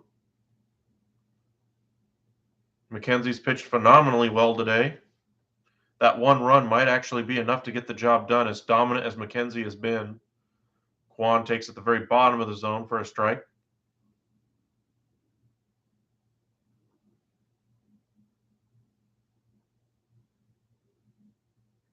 Kwan is 1 for 2 today, had a single back in the 3rd, hitting .296 with a couple homers and 28 RBIs on the year.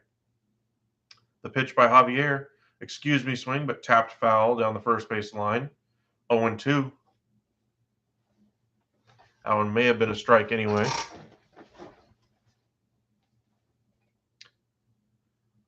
Javier looking to bounce back after giving up that leadoff home run.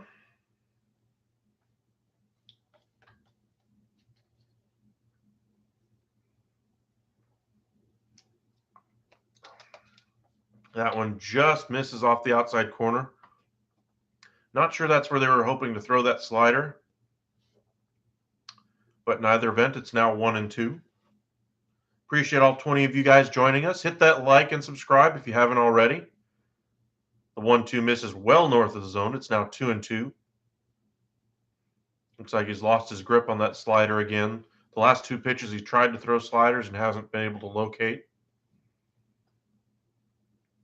The only scoring in this one, a leadoff home run in the bottom of the 5th by Luke Maley, the catcher. Another one, fastball misses well north of the zone, and it's 3-2.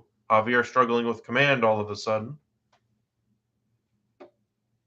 Coming into the game, he had walked 36 batters so far this year. He's got something like 120 strikeouts, though. Coming in, the 3-2 lashed foul down the third base line into the seats. We'll do it again. Javier, this will be his 75th pitch of the game. It's been a great pitcher's duel up to this point. Not a lot of base hits, not a lot of activity at all to speak of. This one hit right back through the box and will land softly in front of Jake Myers. One out knock here by Quan. Guardians getting something going now. I think Javier missed with that pitch again. Another pitch right down the middle, able to get the barrel to the ball as Quan, and just hits it right back up through the box.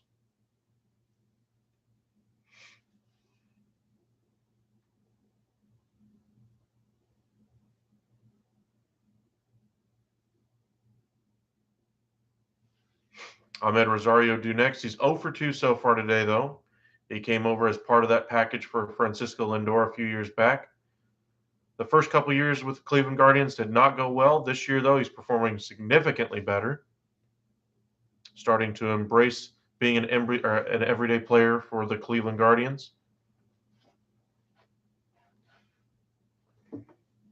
He's still got a couple years left of control, though. First pitch right at the top of the zone, 95-mile-an-hour fastball. Good pitch there. Appreciate it. Thank you guys for joining us. Hit that like button if you haven't already.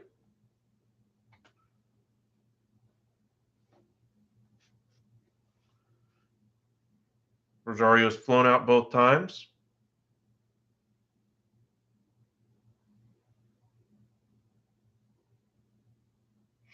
Oh and 2 now.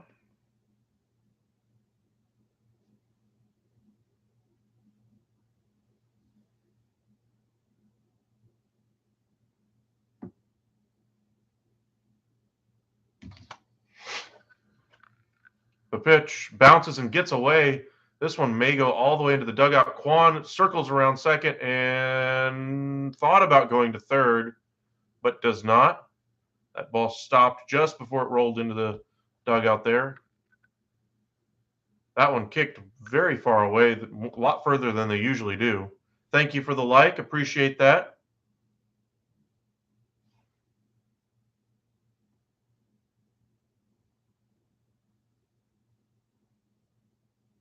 Thank you again. Appreciate it. But yeah, that slider was nowhere close, and Maldonado was not able to get it. The 1-2 popped up by Rosario down the first base line. Mancini over for a look, but that one's a few rows back into the seats. It stays 1-2 now. Again, our score right now, 1-0. Guardians on top. Home run at the beginning of the inning by Luke Maley. Thank you for the like. Appreciate that. Appreciate you guys joining us. If you haven't hit that subscribe button already, please do so.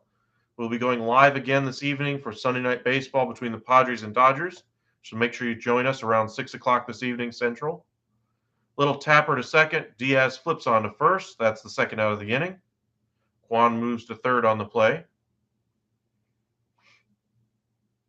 Guardians trying to tack on one extra run.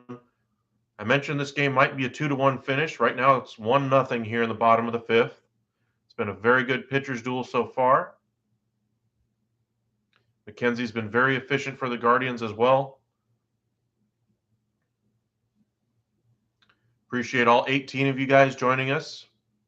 Thank you very much. Really helps us out. Quan gets a big lead off of third. He's like 6-7 steps off the line, or off the base anyway. Swing and a miss by Ramirez. Chased that one beneath the zone. He had a double back in the first. Down the right field line, hitting .285, 21 home runs, and 87 RBIs. Has a .358 on base percentage. The righty Javier taking on the lefty Ramirez. This one finishes beneath the zone, unable to induce the chase again.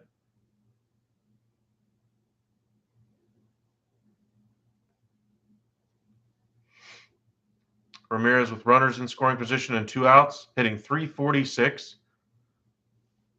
A little bit of a clutch hitter for him. He does have 10 walks in those situations as well. Ramirez is a very good player. Never going to be an MVP, though, I don't think, even though he does a little bit of everything very well. He doesn't do anything exceptional, though. But you can't ask for a much better player than Jose Ramirez, as that one tickles the outside corner, and it's 1-2 now. Heavy shift on. There's like nobody. The closest pitcher or the closest player right now to third base is Javier, the pitcher. Quan could pretty much walk like 3 feet within home plate and be safe. This one, though, is grounded into the shift by Ramirez, and that's the end of the inning. I imagine you're going to see at some point, with as much room as they're giving with these shifts, somebody's going to try to steal home by getting like a 60-foot lead off a third. That's how much room they're giving him. But that's the end of the fifth. Luke Maile with a solo home run to lead things off in the bottom of the fifth, and the Guardians lead 1-0. Appreciate you guys joining us. If you've missed it so far today, a good pitcher's duel so far between Tristan McKenzie of the Guardians and Christian Javier of the Astros. Javier has 4 strikeouts through 5 innings.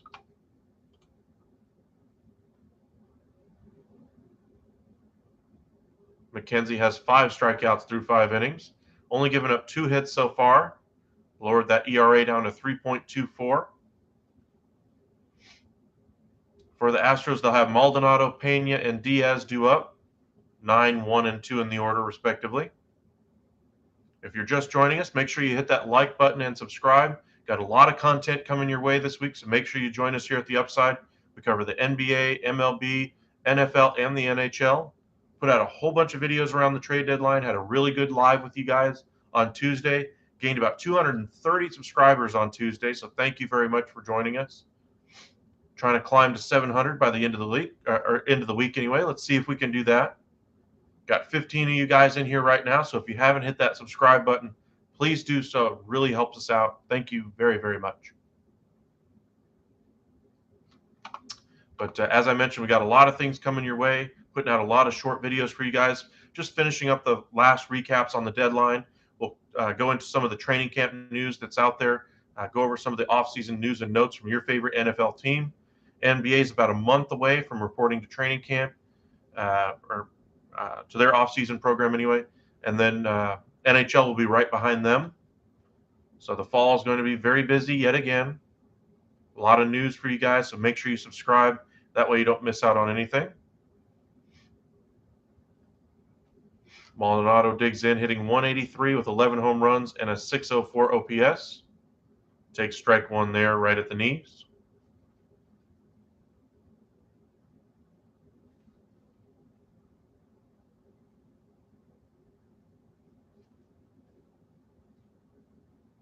The 0-1 misses well above the zone. The slider didn't slide anyway. 1-1. We'll also have some podcasts coming your way. We'll start that up on Thursday. Patreon, we're starting on Thursday. So make sure you follow us on Twitter at UpsideSN, and here on YouTube, make sure you hit that subscribe button so you don't miss out. Maldonado unable to hold off on that one, and it's now 1-2. Grounded out back in the third. He's definitely better defensively than he is with a stick. They did bring in a more offensive-minded catcher with Christian Vazquez from the Red Sox at the deadline. Swing and a miss. Maldonado unable to catch up to that fastball. So that's the 6th strikeout for McKenzie so far. He's at 63 pitches through 5 1/3.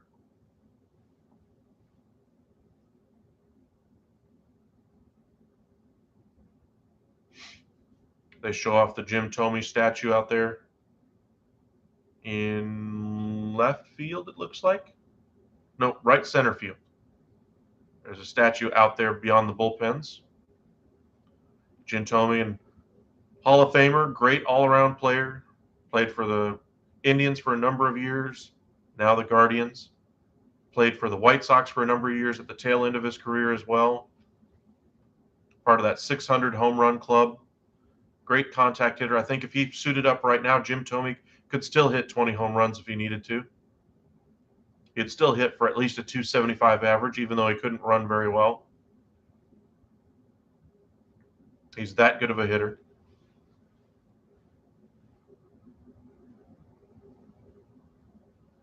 The 1-1 here to Pena.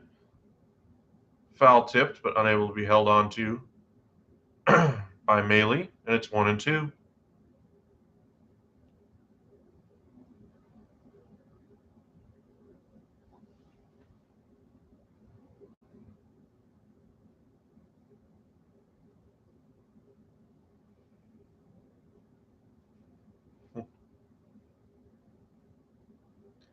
This one lined back to the screen, and it stays 1-2.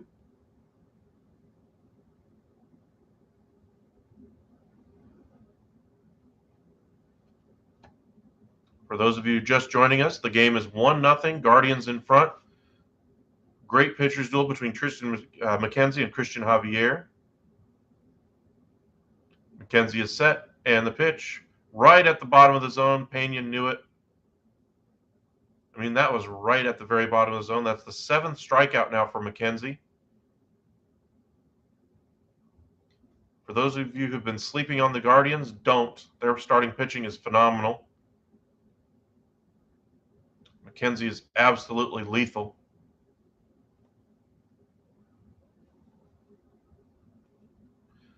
Looks like it started to rain pretty heavily now in Cleveland. We might get a weather delay. This one is popped up on the infield grass and through 5.5. This is an official game, so this looks like might be a pop-over shower, though.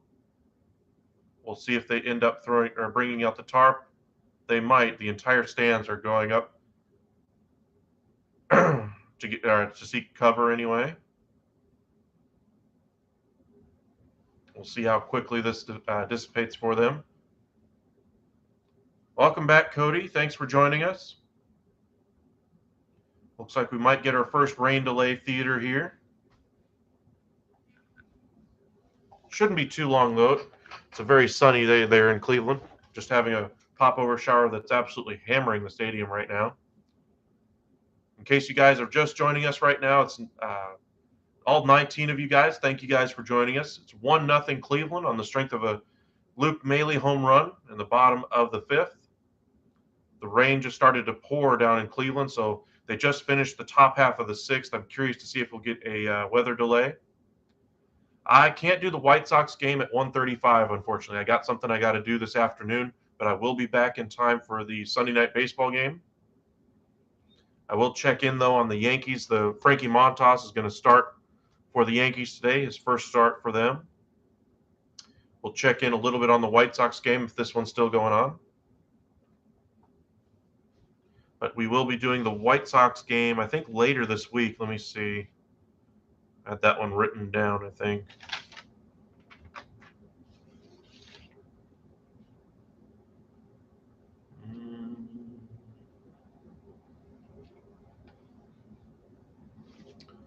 Welcome in, Little BK. I think Cleveland will win this one. Tristan McKenzie's been absolutely phenomenal. And they finally scored the first run of the game. It's been a pitcher's duel all day. Looks like it's still raining pretty good. But they have not brought out the tarp. In fact, it actually looks like it's raining a little bit less hard now. So that might be the little short pop-over shower that we had. That might be it for the moment. Grounds crew is, of course, right behind the tarp should they be needed. All the fans are back in the concourse area trying to stay out of the rain. Few fans brought their ponchos. First day of school is Thursday. Cool. Are you in grade school or are you in college? First pitch here to Naylor. Ball 1. He got a single back in the 4th. He's 1 for 2 on the day, hitting 275, 14 home runs, 53 RBIs, and a 327 OPS, or on-base percentage, excuse me.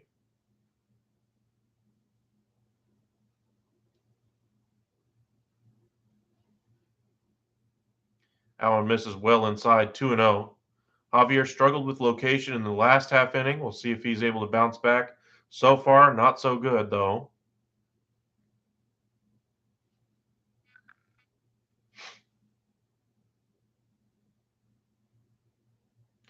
Fastball right down the middle, fouled off by Naylor. 2-1.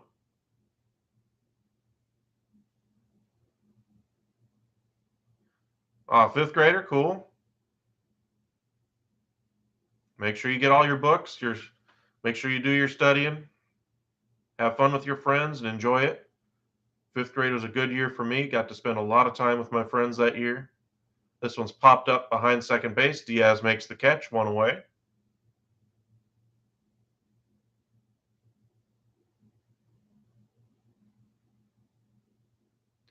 Umpire talking to one of the ball boys anyway, possibly about the rain. Diaz trying to look up straight into the rain, trying to fight those raindrops, looking straight up at it as he's trying to catch that one.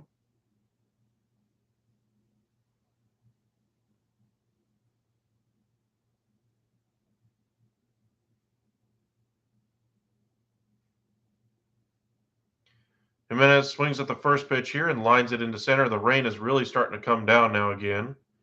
Myers is there to make the catch, 2 away. This game is moving fairly quickly in this pitcher's duel. Got to wonder if they're going to end up calling a rain delay here in just a moment.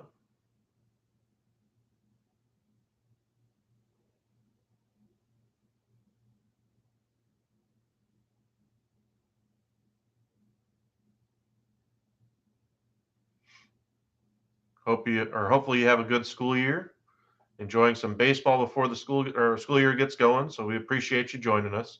That rain is really coming down. Gonzalez is up, hammers this ball out to left.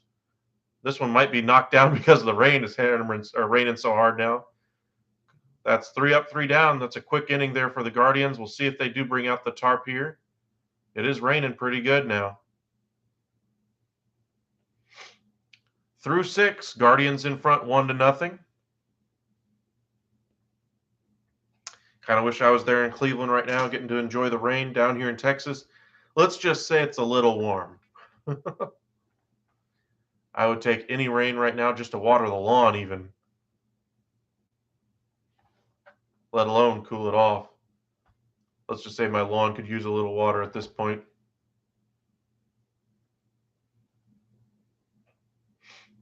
Between working 40 hours a week and then doing some live streams for you guys, lawn maintenance a little difficult to keep up with, but I do my best.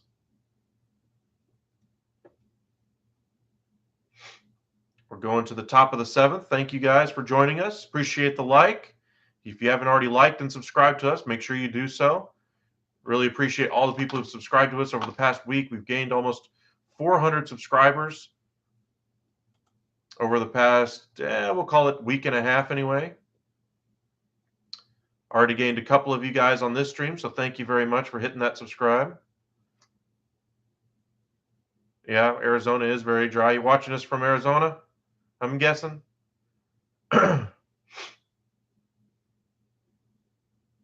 Thank you for that. Appreciate the like.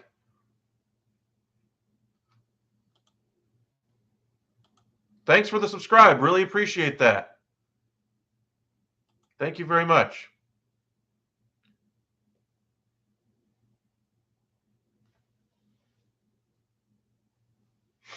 Looks like we're about ready to come back out of commercial break. We'll see if they brought the tarp out on the field. Before we went to before the commercial anyway, it was raining pretty good.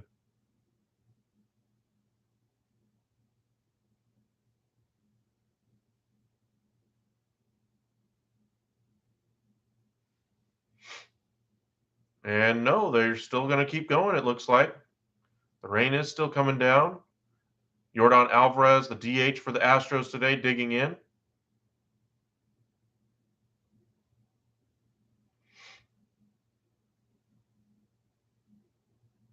Now the home plate umpire is taking a step back. They might call it here.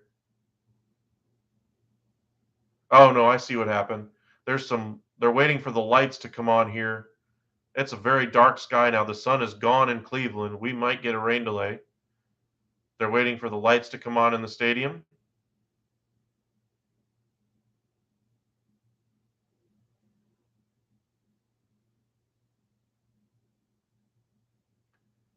All the stadium lights. I'm sure it's not as easy as flipping a switch. I'm sure there are a number of different things they have to do.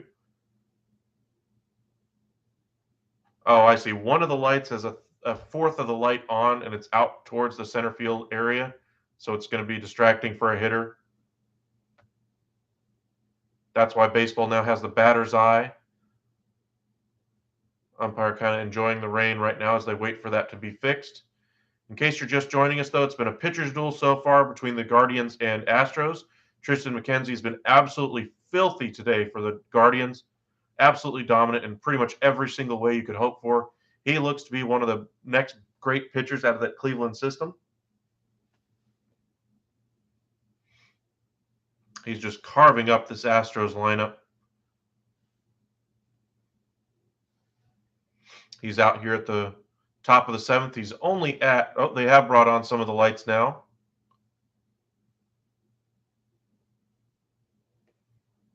Fastball right down the middle, 0-1.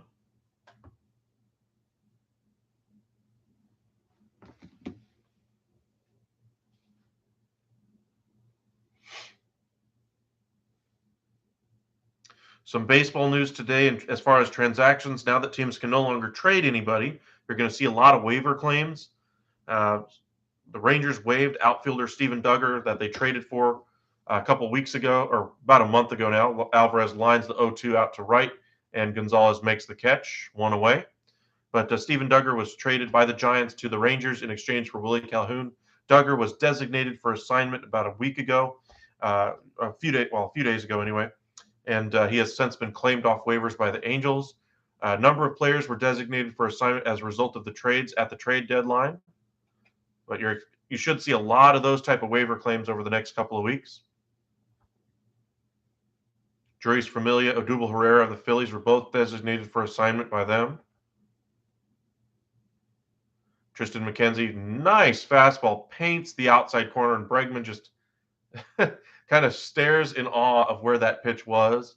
It's 0-1 now to Bregman. Off speed, grounded to third. Ramirez makes a nice sliding stop, flips to first. A jump throw, or a jump catch anyway by Miller. Bregman goes out of the baseline, but he is out. It's raining for you too? Okay.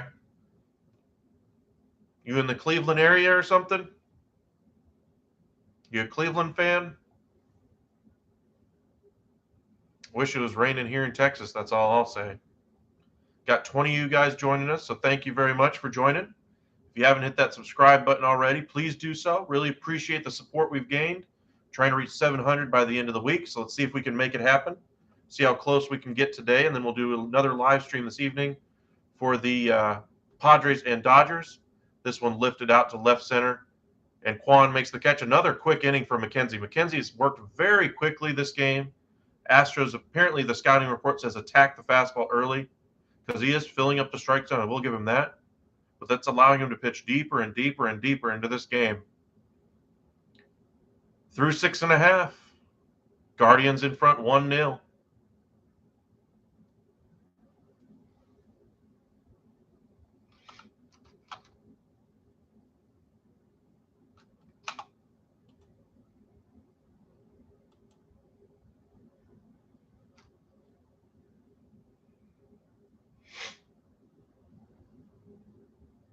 For the Guardians, it'll be Miller, followed by Maley, who hit that home run back in the fifth, along with Miles Straw.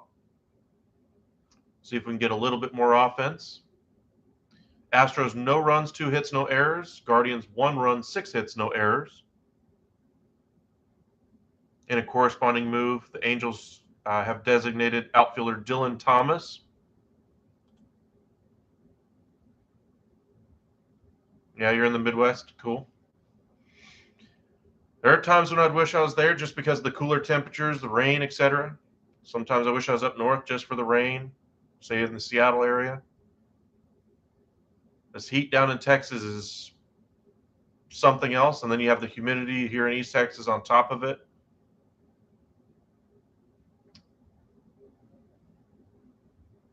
Not much you can do about it, though. But thank you guys for joining us.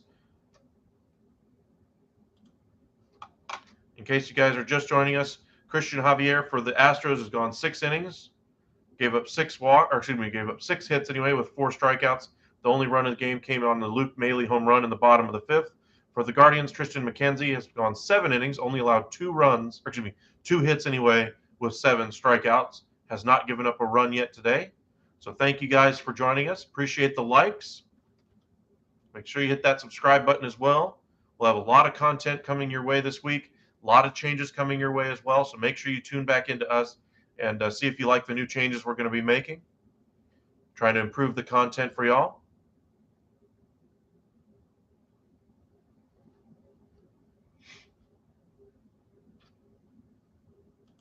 We focused a lot on during these in between the innings anyway, just to kind of focus on the division leaders and wild card races in both leagues. Looking at the bottom of the standings anyway, the race to the bottom to try to get the number 1 pick. The Nationals, of course, have the worst record in all of baseball right now by a margin. About 5 games right now. They have only 36 wins so far this year. They traded away their first and second best players on their team. That win total is not going to get much higher this year. In fact, they might not make 60 wins this year. So they're definitely going to be getting that top pick. The Oakland A's are only at 41 wins right now. They're probably going to end up in that 2, 3, 4 range. But again, baseball during the collective bargaining agreement tried to address that, tried to institute a draft lottery, tried to dissuade teams from losing. But unfortunately, you're still going to have top of the draft picks. You may not have a guaranteed shot at it based on your record now, but they're trying to at least somewhat address that. I don't think any league will ever address the whole tanking issue. The whole point of losing games is to improve for the future. That's one way to build your team back. Ryan Stanek is coming out of the bullpen now for the Astros. Been one of the stalwarts out there through 40 games. He has a 1.21 ERA with a whip of 1.13.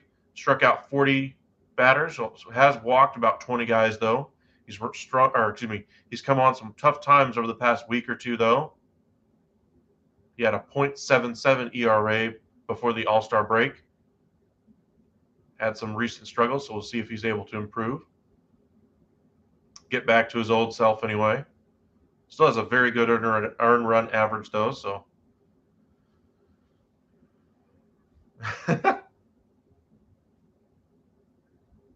Thanks, Cody.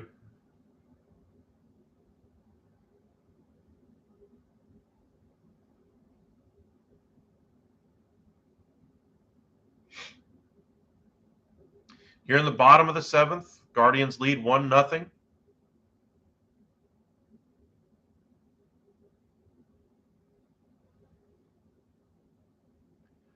Swing and a miss by Miller, unable to catch up to that 97-mile-an-hour fastball by Stanek. Looks like the wind's starting to blow a little bit there as well. 0-1 now.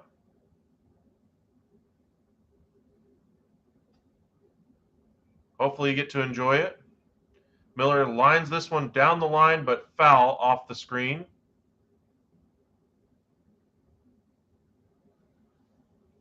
And it's now 0-2.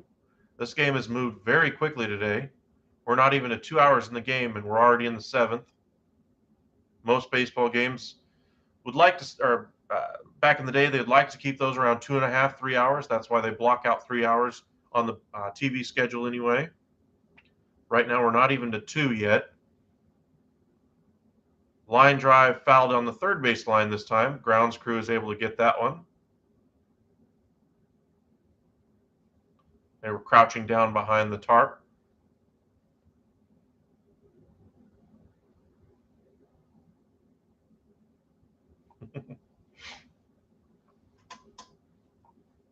Appreciate you guys joining us. Appreciate it. Thank you. 20 of you guys watching with us now. Thank you.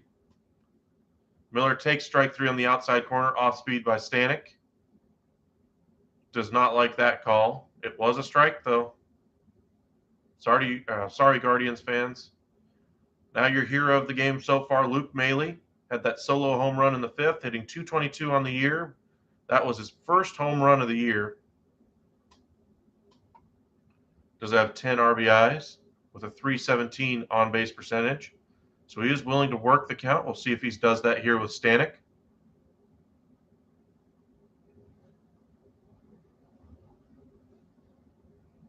The pitch. Off speed right at the knees. 0-1. As I mentioned, we'll be doing a doubleheader today. We'll do the early game now, take a break for a few hours, and then we'll come back for the Sunday night baseball game. Padres versus Dodgers. We'll start a little bit early, so make sure you join us. That one misses outside, 1-1. Tomorrow we'll put out some more video content for you guys. Start recording a little bit more of the podcast that we will release on Thursday, as well as our Patreon. We might do some late evening live streams as well. So make sure you subscribe and follow us here on YouTube. Follow us on Twitter at UpsideSN.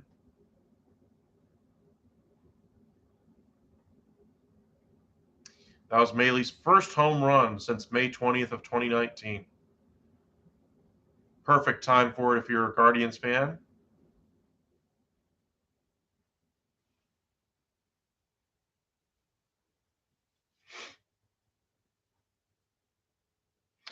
This afternoon, got to spend some time with the family. Got to go over to the folks' place, having a little bit of a party over there. Got a birthday over there as well. Get to say happy birthdays and all that. 2-2 now to Luke Maley. As I mentioned, he does like to work the count, as referenced by his on-base percentage. Looks like McKenzie probably will come back out here in the 8th. That one well above the zone, and Maley has worked it full.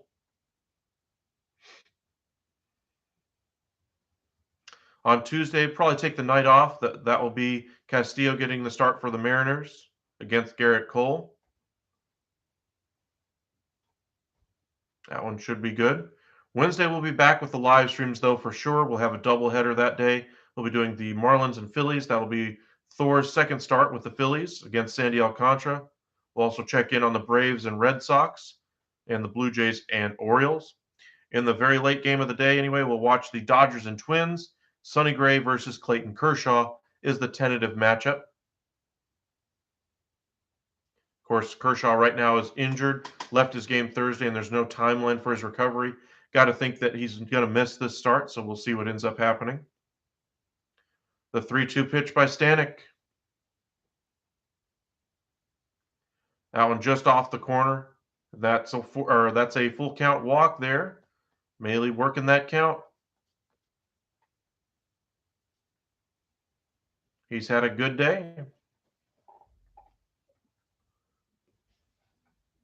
like the sun is starting to break through the clouds a little bit now in Cleveland.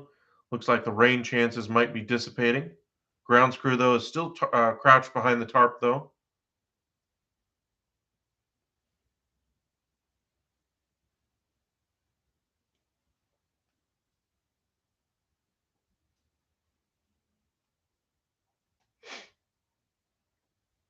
Miles Straw is due up next anyway.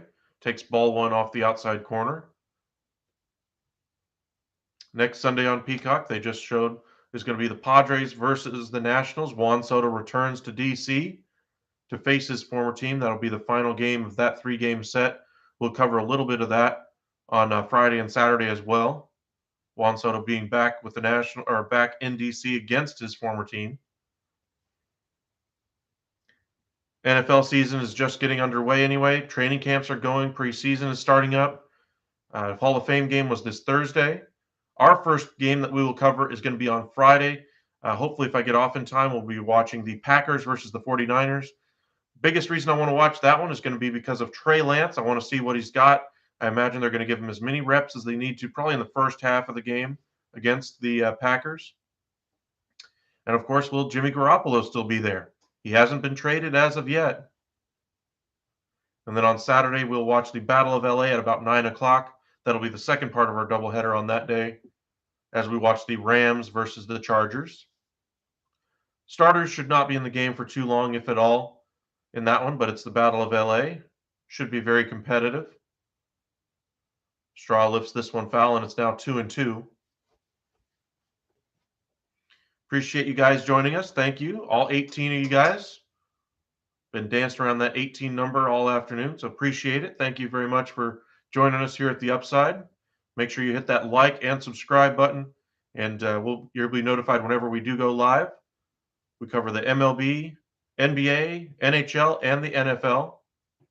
Try to do about 5 live games a week for you guys. The 2-2 from Stanek. Hard fastball. This one lifted down to right field. McCormick is there, drifting over and makes the catch. McCormick races back to first. 2 away now in the bottom of the 7th.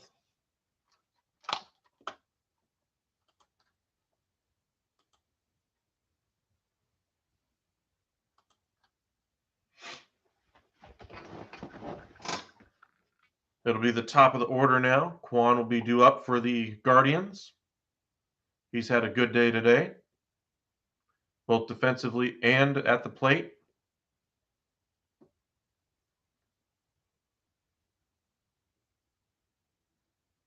We'll stay safe, Cody.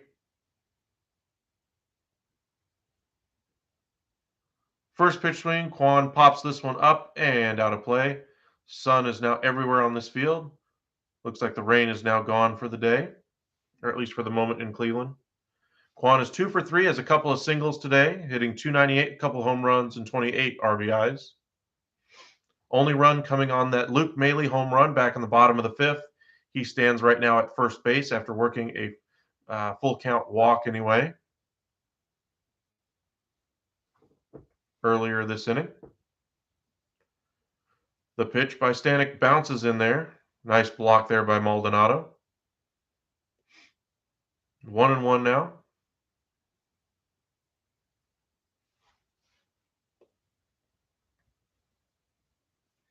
As I mentioned, we'll have a lot of content coming your way. Put out a whole bunch of short videos later on this week.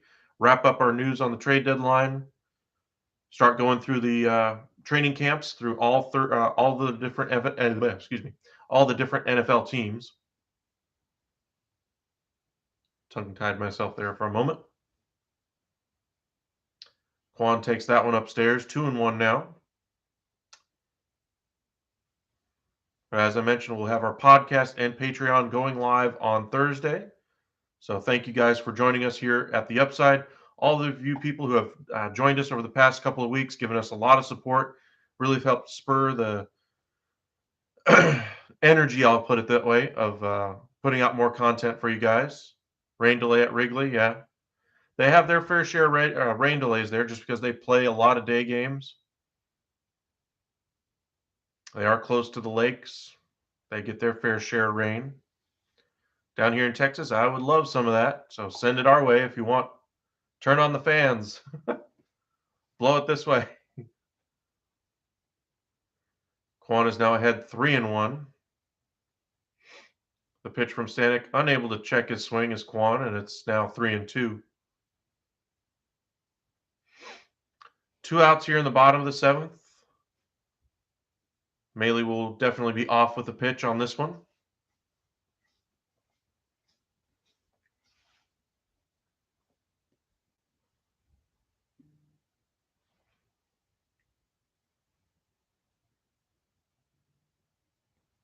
Braves have just sent down starting pitcher Ian Anderson, have called up Huskar Yanoa. Some more MLB news on a Sunday. Upstairs, did he go around? They say no. A little bit surprising there. Looked like he may have gone through the zone. But as it stands, that's another full count walk. This looks like we're going to see a pitching change here. No Dusty Baker right now, it looks like,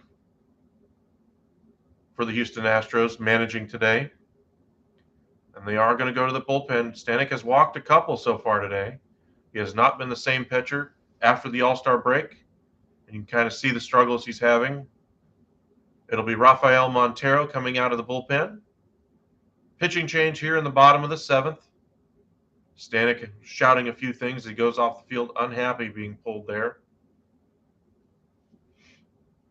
But hey, you walked a couple of batters. The whole reason now at the top of the lineup due up that you're in trouble. It's a 1-run game. Astros need to keep it that way.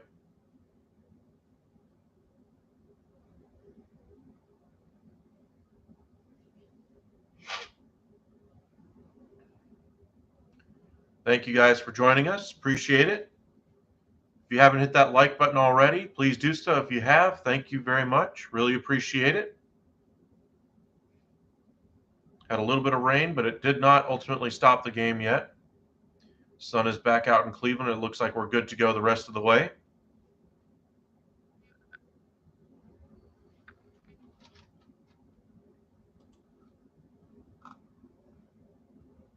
Again, Cleveland sits 2 games out of the wild card spot. They're a game back in the division of the Minnesota Twins. However, the Twins added at the deadline. The Guardians did not. I think Minnesota's going to end up running away with the division. Really like the changes they made to that pitching staff. That bullpen won't be giving away games anymore. Certainly not at the clip that they have been over the past month or two. They added Fulmer and Lopez back there. They now have 4 or 5 guys they can trust in that 8th inning, 7th inning role.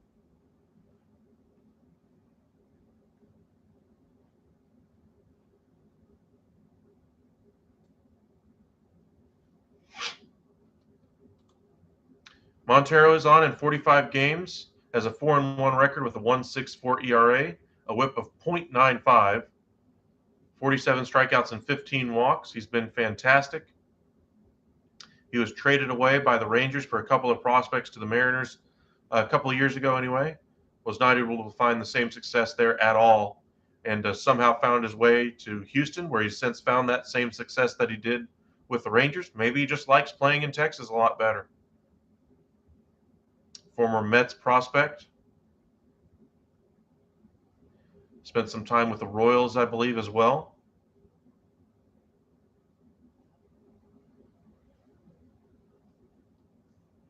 Two away in the bottom of the 7th. Couple of walks to Maley and Kwan at second and first base, respectively. It'll be Ahmed Rosario due up first. He'll be followed by Jose Ramirez should he reach. Astros want him to retire Ahmed Rosario, though, and not worry about Ramirez. First pitch here. Grounded to second. Diaz flips on to first. 1 pitch, 1 out. Nice work there by Montero. Can't ask for a more efficient outing there. Verlander gives him a nod of approval. And we go to the 8th. 1-0 Guardians. McKenzie probably will come back out here in the 8th. I don't think we'll see a pitching change anyway. For the Astros, it'll be McCormick, Dubon, and Myers, 7, 8, and 9, I believe, in the lineup. 6, 7, and 8. There we go. 6, 7, and 8.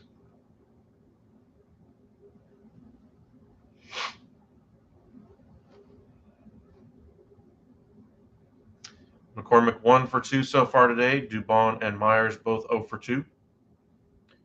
McKenzie's only given up the 2 hits, has 7 strikeouts, has not walked anybody yet today.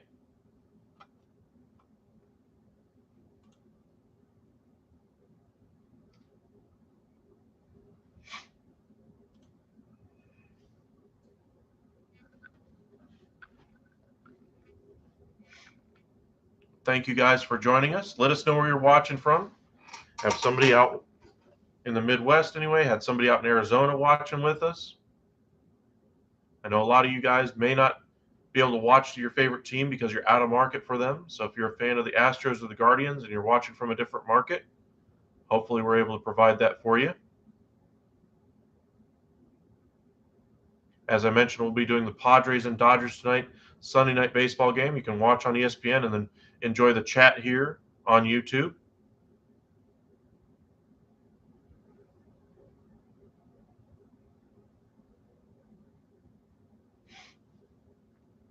There's only been 4 starts this year that have gone 7 innings that not have allowed any runs, no walks, and 10-plus strikeouts.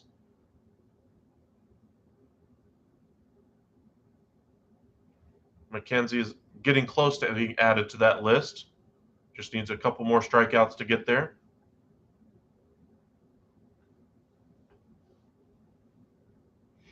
He is very lanky, stands at 6'5" on the mound, very, very skinny. From the side, he looks like he's this big. That one up and in. Off speed misses the corner. He has 5 strikeouts on the fastball, 1 on the curve, and 1 on the slider today. He has been a strike throwing machine for the most part, though, just filling it up. The 1-0, right on the outside corner, 1-1.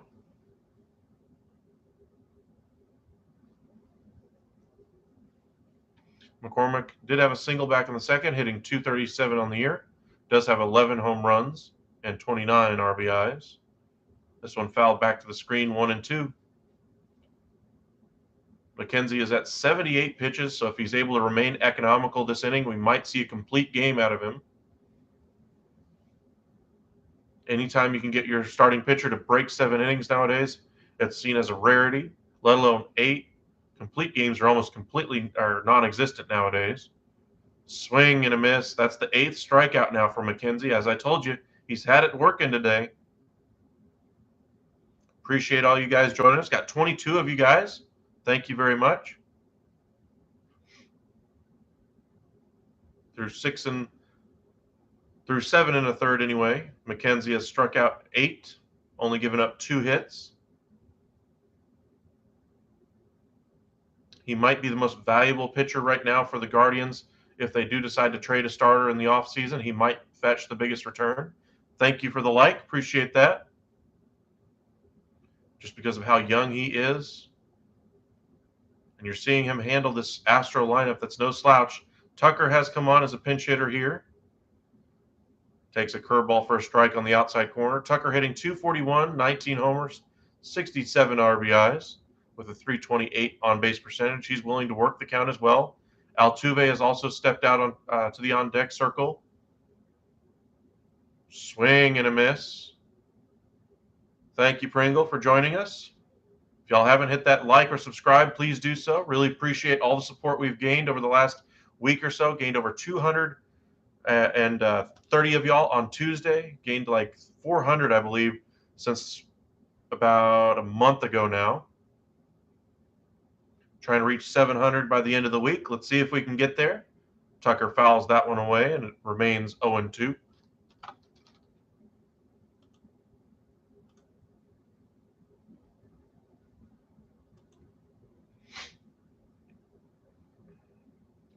Tucker's favorite ball player growing up, anyway, was Albert Pujols.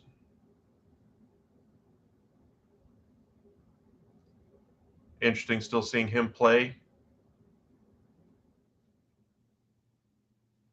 They did this with Trey Mancini earlier in the game. His favorite player growing up was Andres Galarraga. He was one of mine as well. First baseman for the Atlanta Braves, Colorado Rockies, back when I was this big. That one bounces in the dirt, 1-2.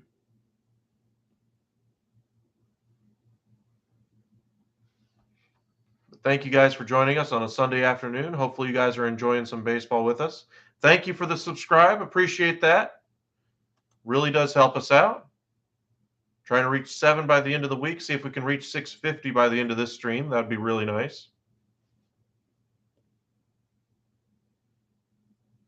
The pitch by McKenzie bounces in the dirt, 2-2.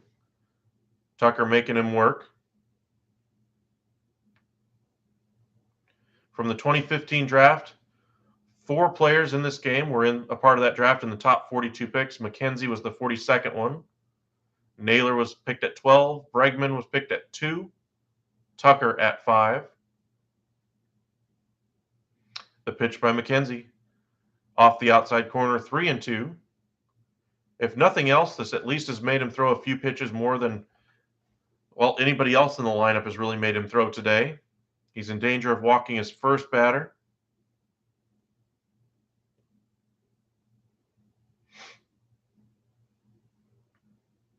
The 3-2 pitch here to Kyle Tucker. Off speed in the dirt, and that's ball 4, his first walk of the day. Altuve will be next. Astros trying to get something going here.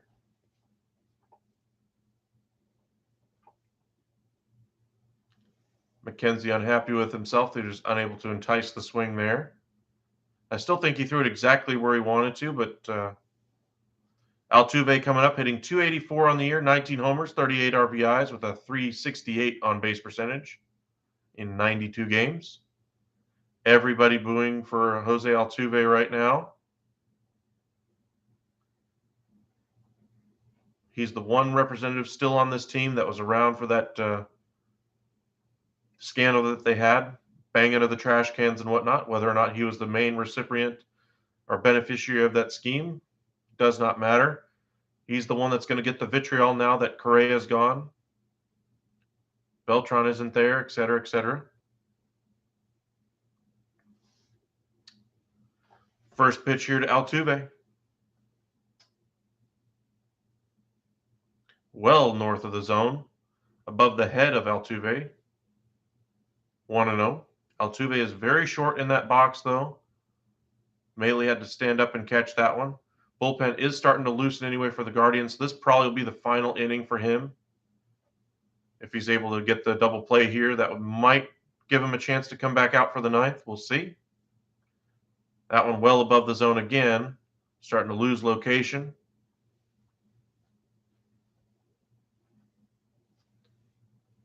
If Altuve reaches, this might actually be his last hitter. Appreciate you guys joining us. Got 25 of y'all with us all of a sudden. Thank you very much.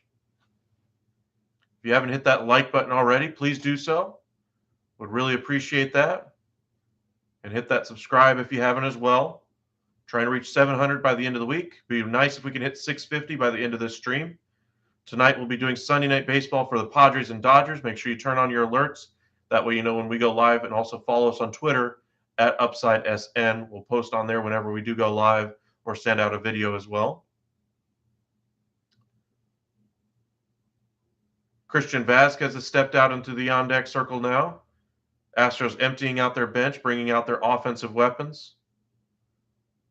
Altuve grounds this one hard down the line, foul in front of the grounds crew there, who's still crouching behind the tarp.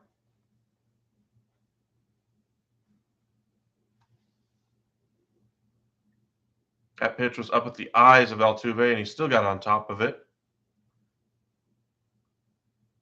Altuve with 42 extra base hits this season. That leads all of baseball.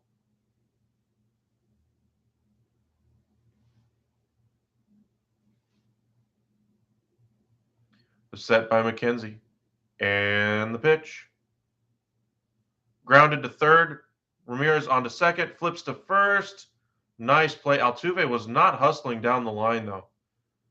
There was a little bit of a double pump anyway at second. I think he realized he had more time to make an accurate throw because Altuve was not hustling down the line for whatever reason. I guess he was just upset with himself that he rolled out into a double play. But if he had been hustling, that double pump might have cost him. But McKenzie's able to get out of it, avoids the walk coming around to hurt him. We go to the bottom of the eighth. Guardians 1, Astros nothing.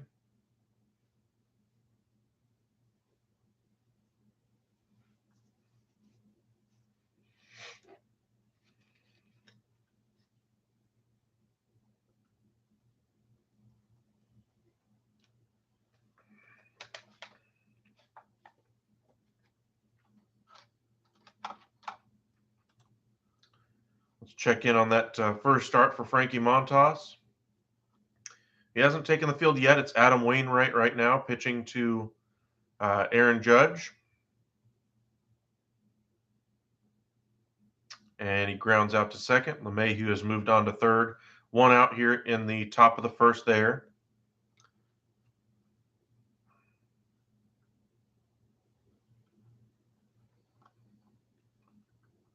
This will be the first start for Montas in a Yankee uniform.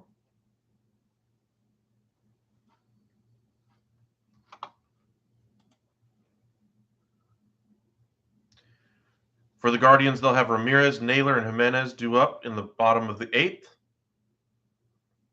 Let's see if Montero comes back out. He got the final out on one pitch in the bottom of the seventh.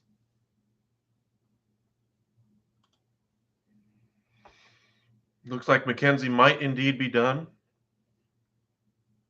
He's walking around taking congratulations from his teammates.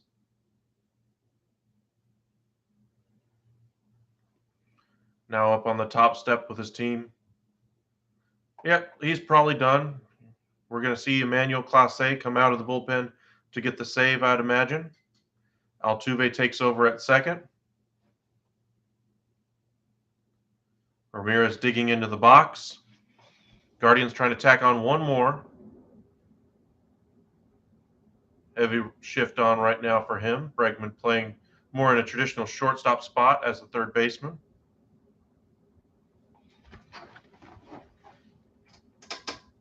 0-1. Swing and a miss. 97-mile-an-hour fastball blown by Ramirez. He was late on that one. It's quickly 0-2. Ramirez, a 285 hitter, 21 homers, 87 RBIs. The 0-2 pitch by Montero. Upstairs, able to get Ramirez to chase that one. Ramirez up, unhappy with himself on that one. There's one away.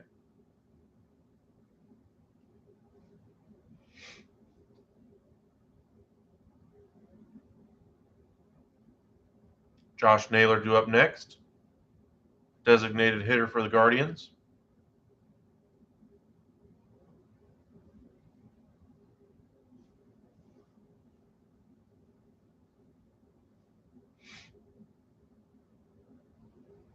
Montero set.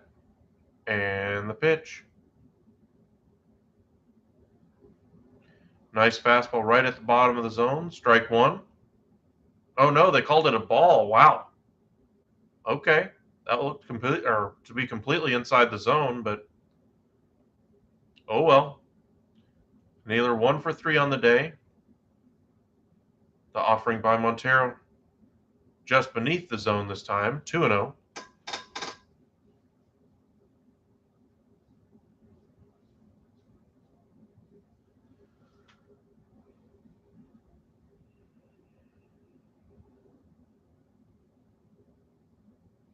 Altuve's in at second. Diaz has moved over to left. McCormick's moved to center. And Tucker in right. Bregman over for a look, makes the catch as Naylor popped out on the 2-0 pitch.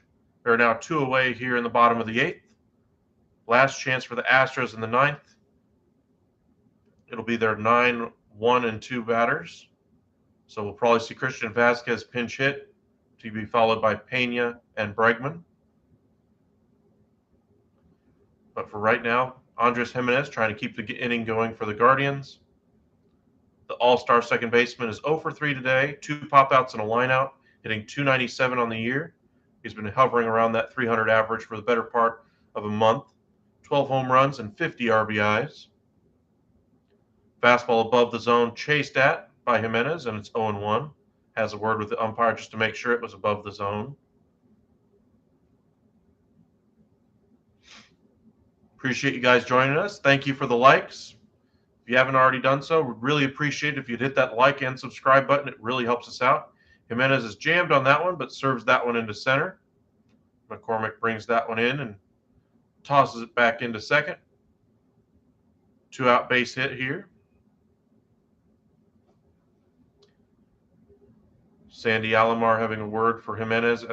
He's the first base coach there for years and years and years and years. Sandy Alomar was interviewed to be a candidate to be a manager in Major League Baseball and never got his shot to be to be the manager.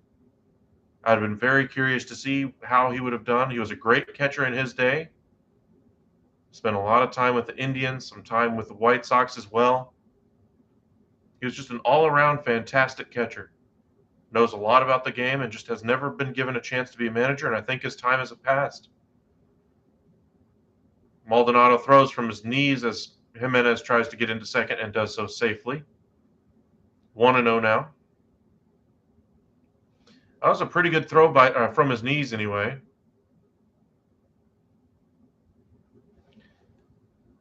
Jimenez got a great jump.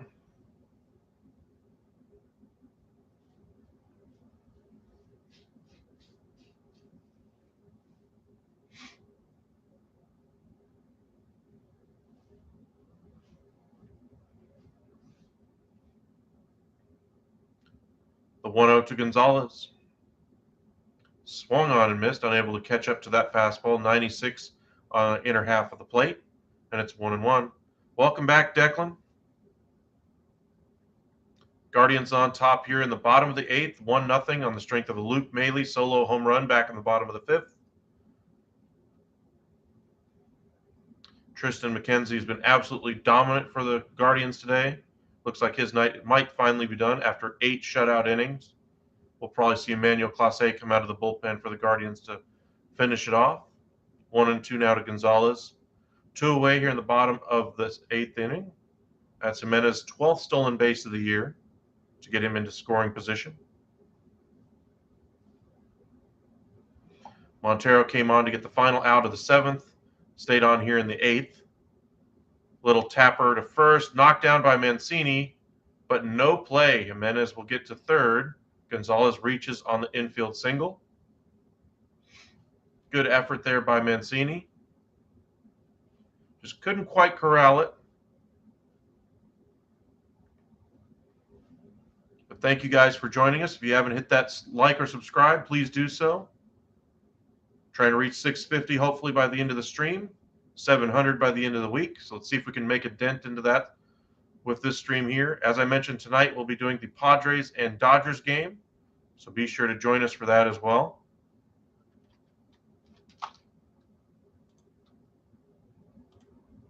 Thank you for the subscribe. Appreciate that.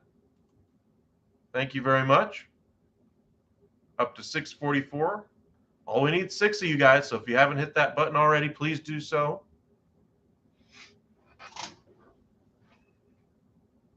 Two outs now. In the bottom of the 8th, it'll be Owen Miller, who's 0 for 3 today so far. Got struck out in his last at bat anyway. Hitting .239 on the year, 5 homers, 42 RBIs. Maldonado goes out to the mound to have a word with Montero how they want to handle it. Thank you for the like. Appreciate that. Astros are without Dusty Baker at the moment.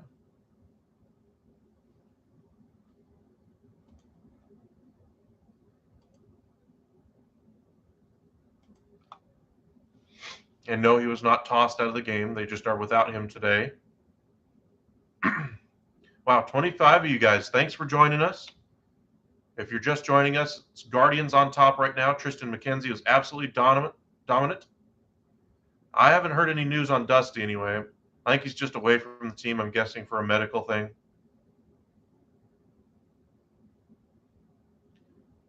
I haven't seen anything pop up on it yet.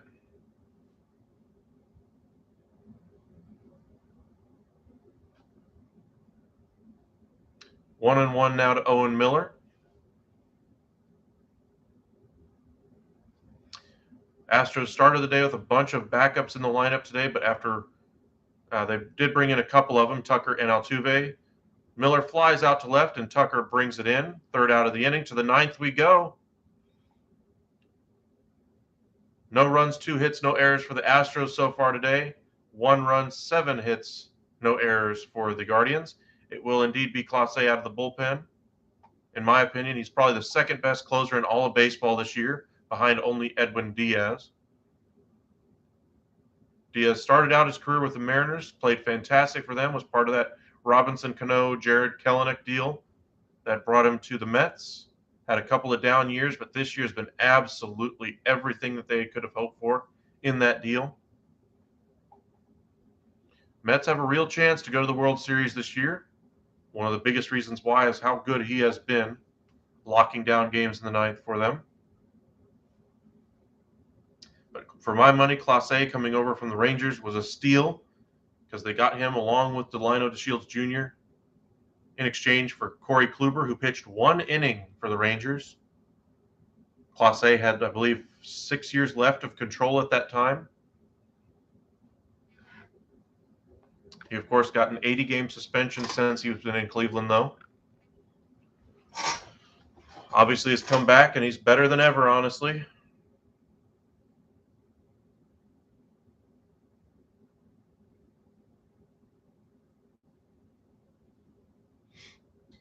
To the top of the 9th we go. It'll be Maldonado, Pena, and Bregman for the Astros, but I expect Maldonado to be pinch hit for Christian Vasquez anyway. As Clase loosens up out there.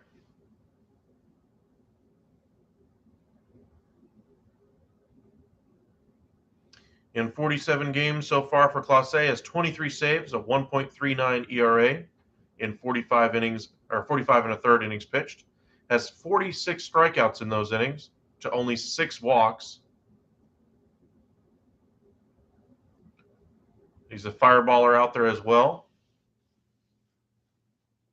Guardians have played nice defense out there behind Tristan McKenzie as well.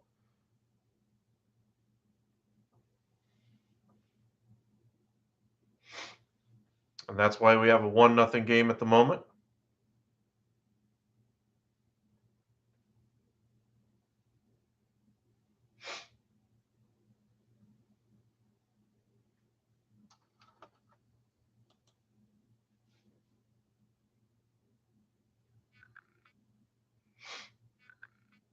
Looks like we're just about to get underway. Just waiting for those final pitches to be thrown. All righty. First up, Christian Vasquez. He is indeed pinch hitting 278 on the year. Came over at the deadline from the Boston Red Sox. Has 8 home runs and 42 RBIs. He was hitting as their number 2 hitter in that lineup before the trade. Definitely a lot more offense in that bat than Martin Maldonado.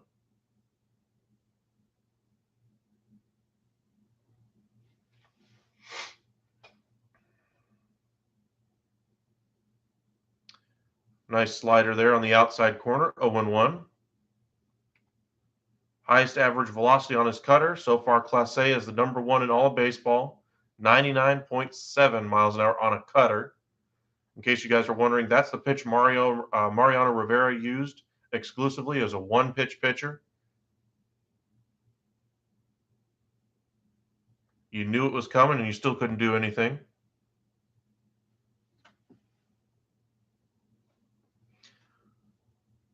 Another player was claimed off of waivers from the Rangers. Steele Walker was designated for assignment to clear space on the 40-man roster the other day. He has since been claimed by the San Francisco Giants. He came over a couple years ago in that Nomar Mazara deal. Had some decent success earlier, but then COVID, of course, got him, and that was the end of his turn at the major league level. We'll see if the Giants are able to get something out of him. Another former top prospect they're hoping to get some production out of. That's what the Giants do. They're able to squeeze the last bit of fruit out of it. So that should be a good thing for his career. Giants do need outfielders.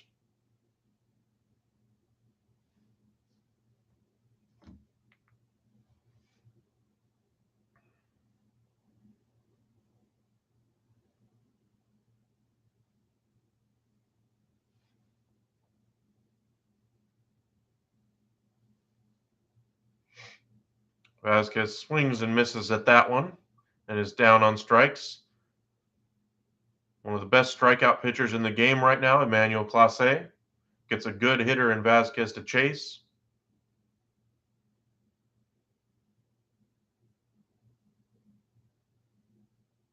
You met Dusty when he was managing Cincinnati. Yeah. He's always struck me as a very friendly guy. That's why when the Astros got him, I was very happy for that. Astros are very tough for me to cheer for a number of years.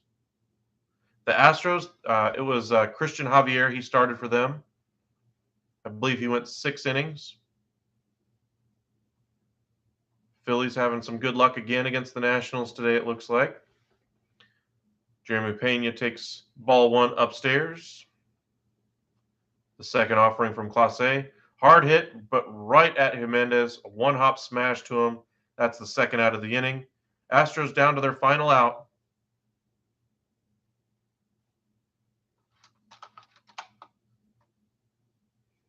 As the Cleveland faithful come to their feet. It'll be Diaz, my bad. He is the second place hitter. He moved over from second to left.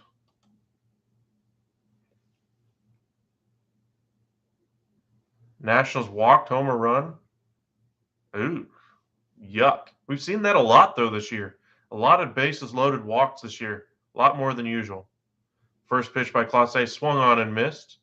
Good slider there. Diaz looking for the fastball, was way out in front on that one. 0-1.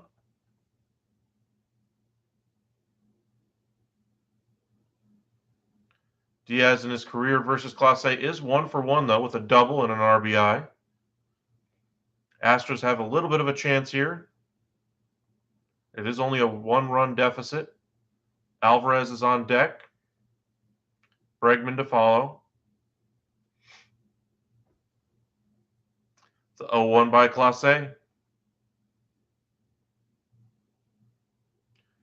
Fastball up and in. Foul tipped. We're now 0-2. Astros down to their final strike.